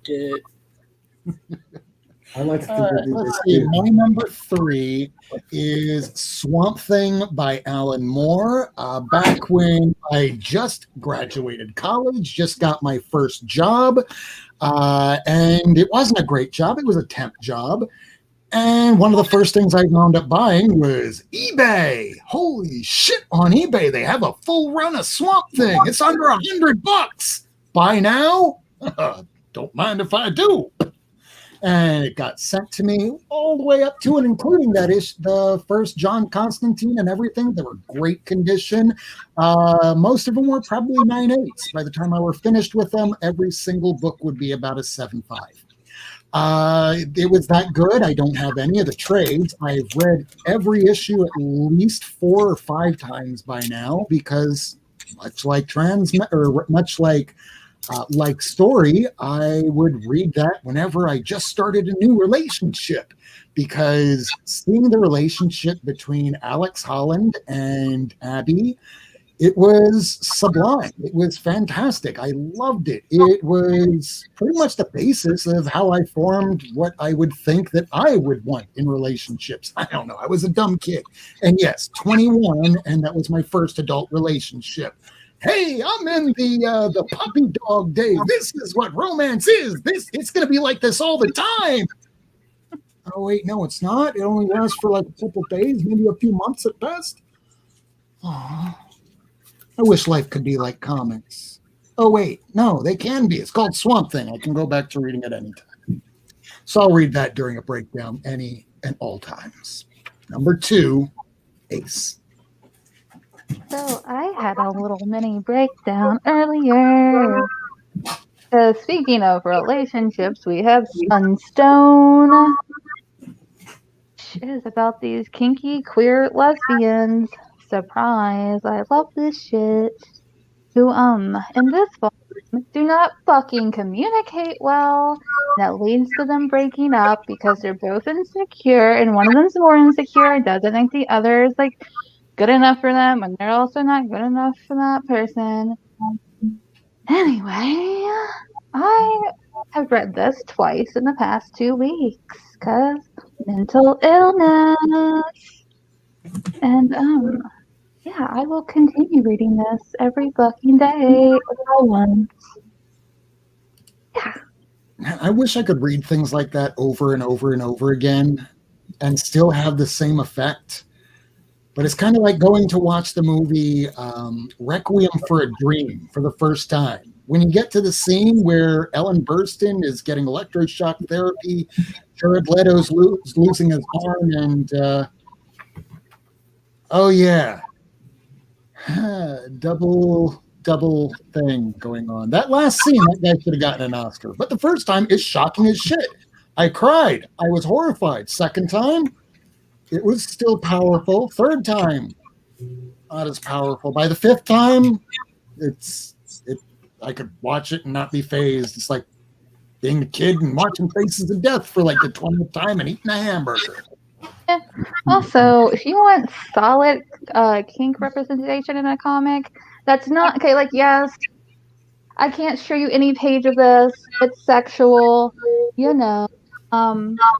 but it's not just like, ooh, sexy ladies in the comic. There's like an actual story, and I think this is one of like the absolute best representations of queerness I've ever seen in a comic. And this is coming from someone that like reads almost exclusively queer shit, and fucking amazing. There's this whole thing where they talk about like it's a side character, but she's like a sub, and she like does something stupid and dangerous that almost kills her, and it's just like, yes, like talk about how dangerous that is. Go to the extreme to be submissive.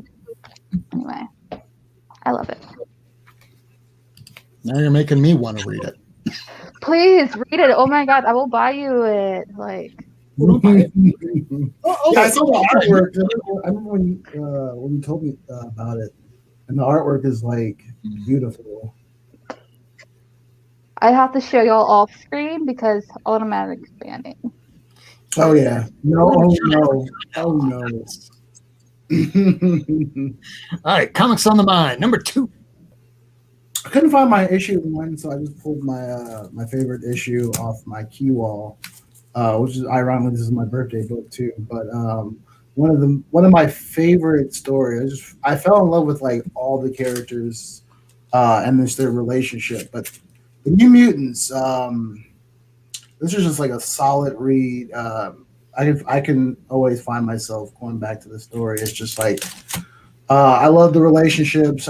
I love seeing Magneto as like a teacher, just seeing him get redemption for all the the fucked up things that he did to humanity and mutant kind.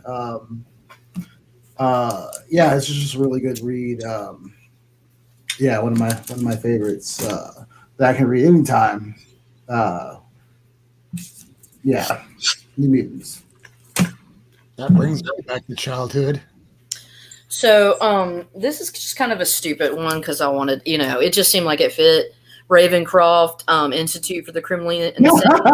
The only reason I got it was because of that. But what I want to do is I want to read you the very last page of this Silver Surfer. It's Stan Lee, and you guys need to, okay. It's here's the image right here. I'm gonna read you what Silver Surfer is saying, okay? He says, I ride my board. It matters not how far, it matters not how fast. I have no destination. I go where the winds of chance may carry me. I've known the heady exaltation of victory. I've known the gnawing pain of defeat. But I shall never cease searching for an oasis of sanity in this desert of madness that men call Earth. For the worst fate of all, amidst countless worries and endless stars, countless worlds and endless stars, is to be forever alone. Forever alone. Forever.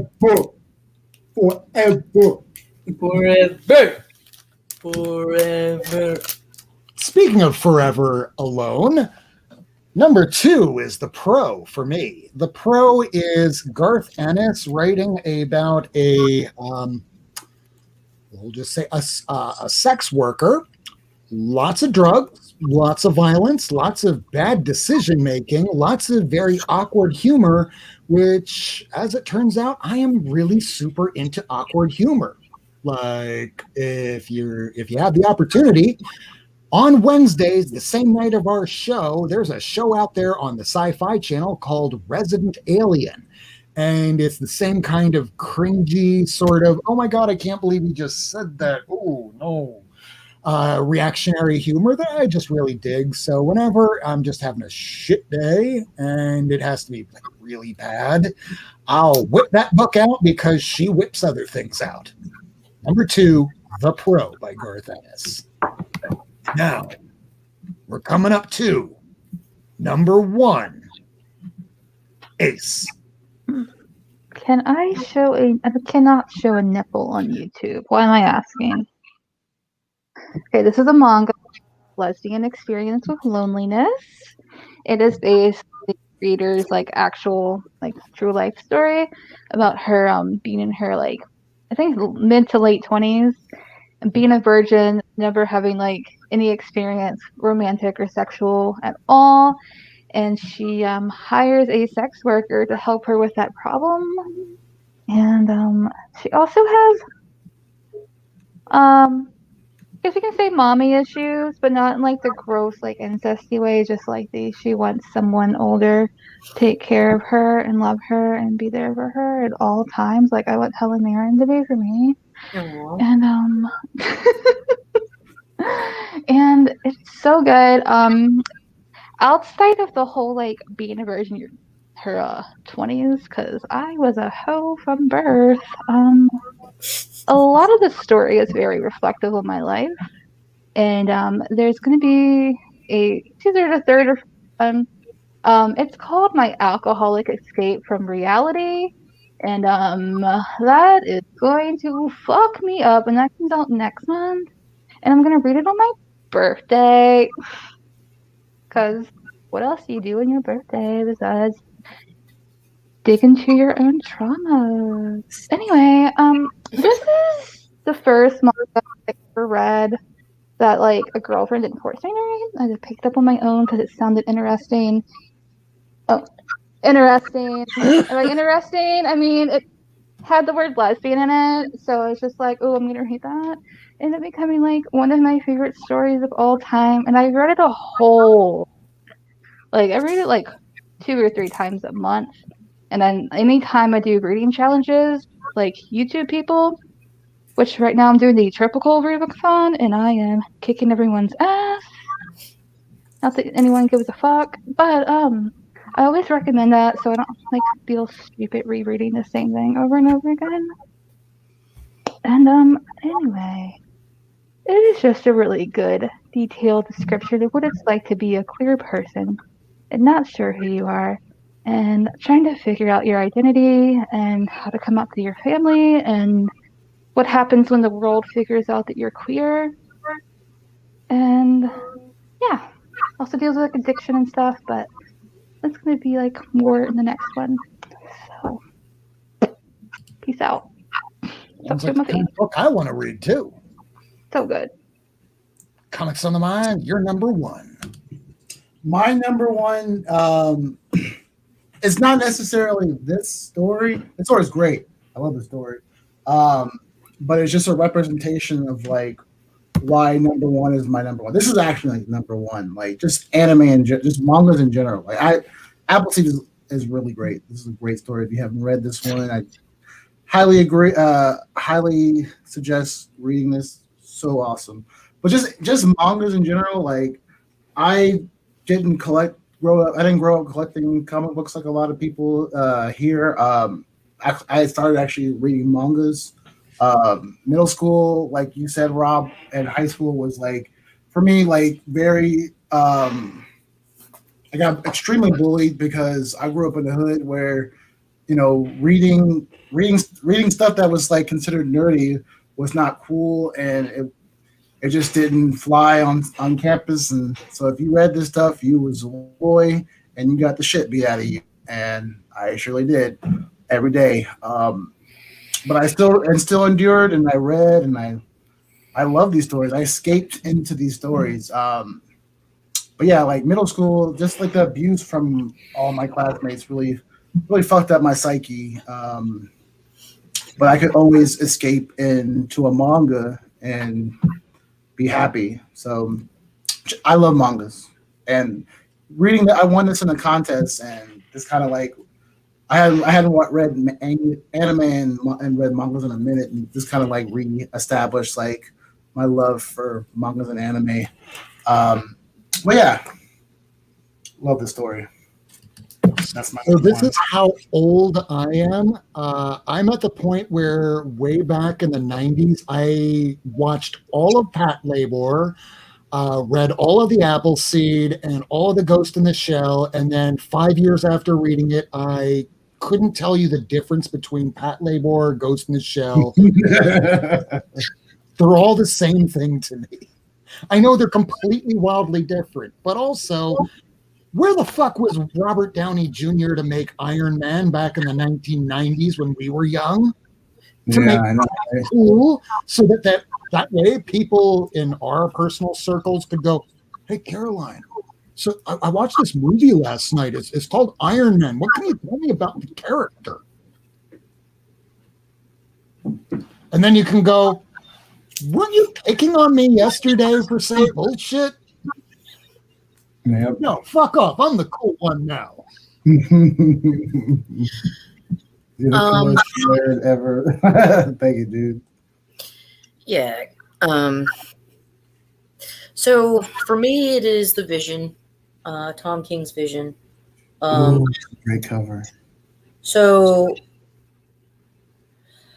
Vision, bless his heart, as we say in the South. All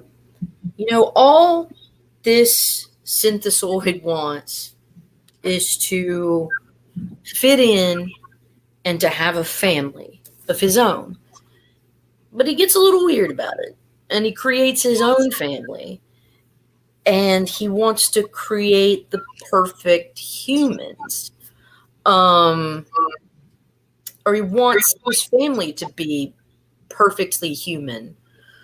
But what he comes to discover is that to be human is to be fallible. And you can't program fallibility.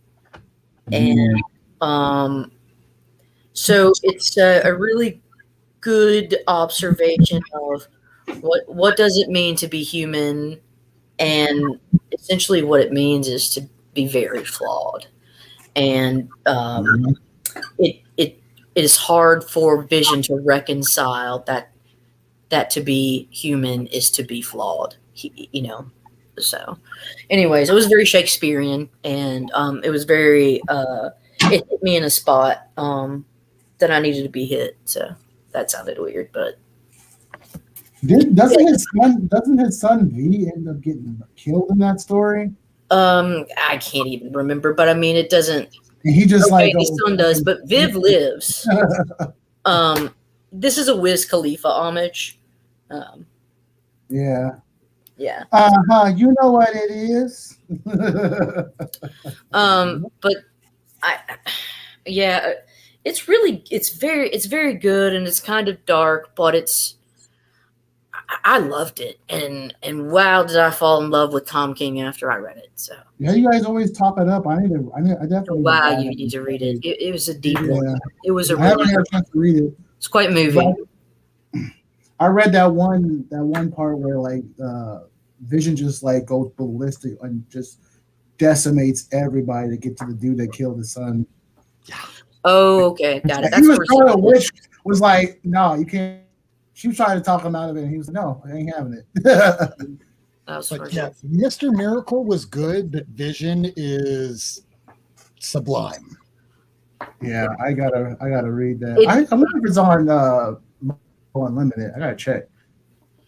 Yeah, it's great. It was a great run. So that's number one for me. What's up, Big Remo? Hey, Big Remo. I know it's a little late. We're coming up very close to the 1 a.m. hour. This is one of the longer episodes we've done. And Lady Fantastic has been here the entire time. So I'm going to be very quick with my number one. My number one is Sandman. And why is that? Sandman is the very first comic book series that I went back to complete. And I did that at the tender age of about 15, maybe 16, because I was given the opportunity by my parents in high school. Well, son, you're playing high school football now. I'm proud of you. You're trying to become like a real man. Would you rather have for your birthday a Letterman jacket? Actually, Mom and Dad, I want issues number 2 through 8 of Sandman. Oh. Okay. So they got it for me, and it was and still is in my top 5 comic books of all time. It shows in the very first arc of the series that, the main star, hey, that's great. Hey, there's all these other characters. Why don't we focus on some of them too and then circle back to him? Maybe like 40 issues or so. No other comic book up to that point has ever tried something like that.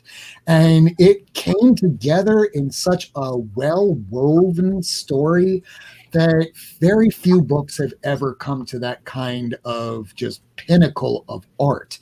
And it's literature, it's literary, it makes you feel when you feel like you have nothing left to feel. You can go back and read it 10, 20, 50 times and pick up new things that you might have missed before. And I've probably read that more times than any other comic book in its entirety. There's 75 issues of the main series. And I know that Takes the Time Collectibles, my buddy there, Brian, he loves Garth Ennis. I love Garth Ennis too. I would probably put Preacher up there, but Preacher has become a bit dated. It's hard to read certain areas. And Ennis did some great stuff on Hellblazer, but really the Pro was just distilled perfection of Ennis for me.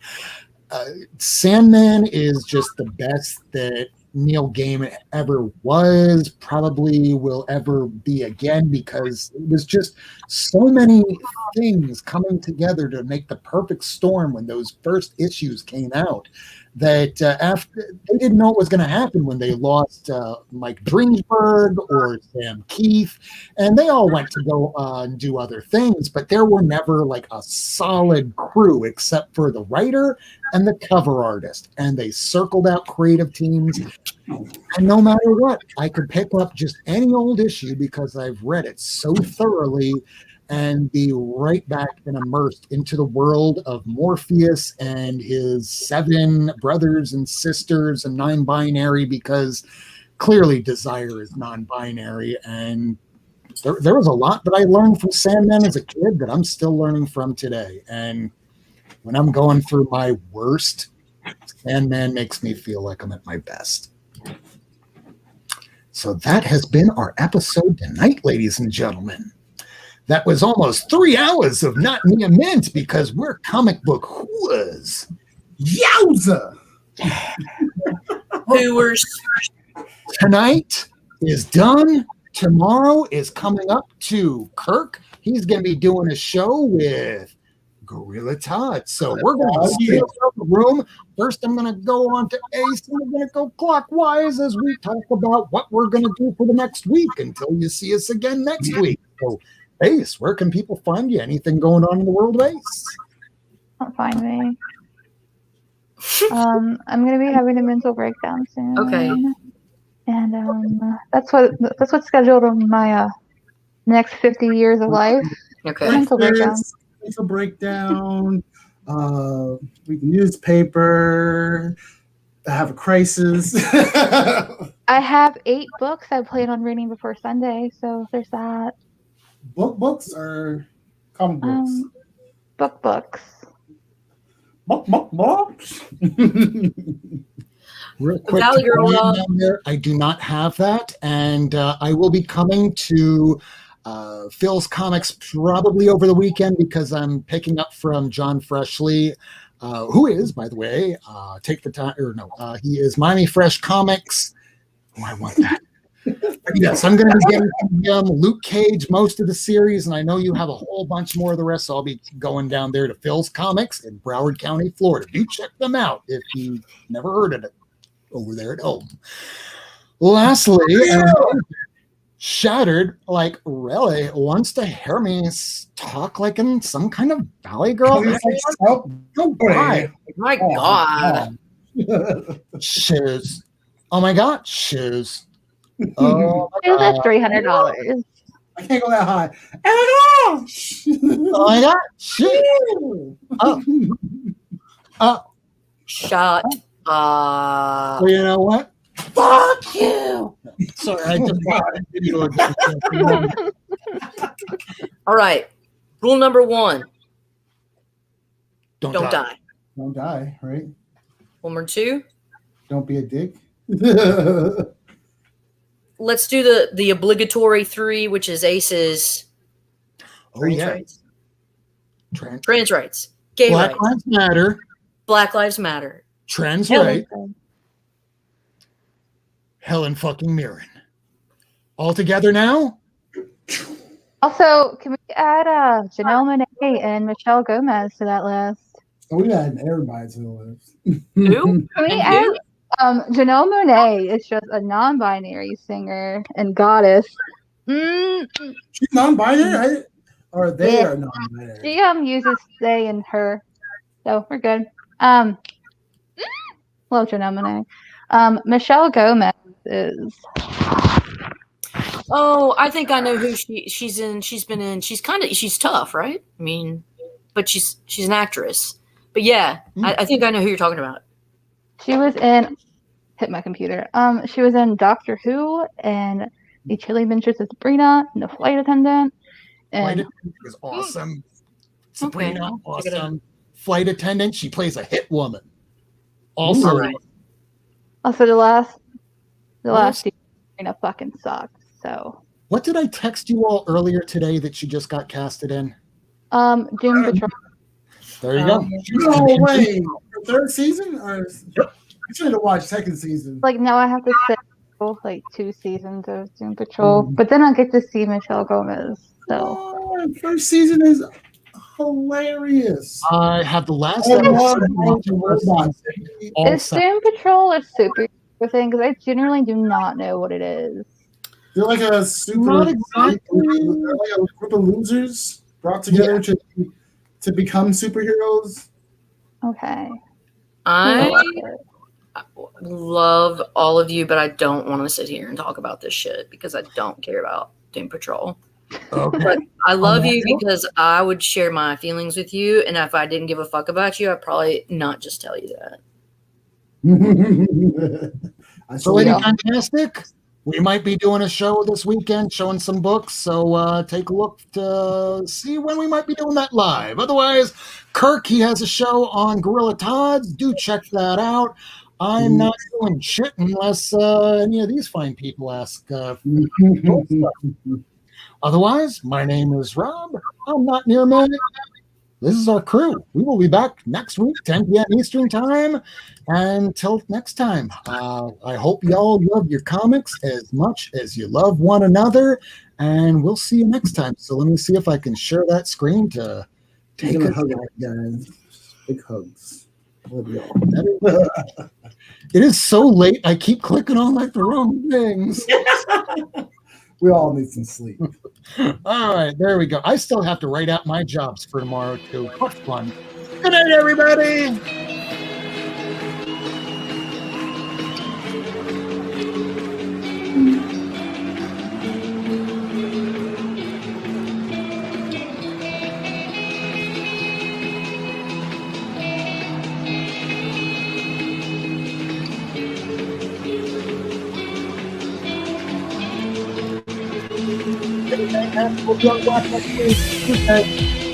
Thanks for tuning in. If you want to see this episode again, along with a catalog of back episodes and issues, surf on over to Not Near Mint on YouTube, Twitter, and Instagram. Subscribe and hit that bell for notifications. Rob Worst, Lady Fantastic, Miracleman, and Comics on the Mind will be back next week. Same time, Wednesday, 10 p.m. Eastern Time on Not Near Mint.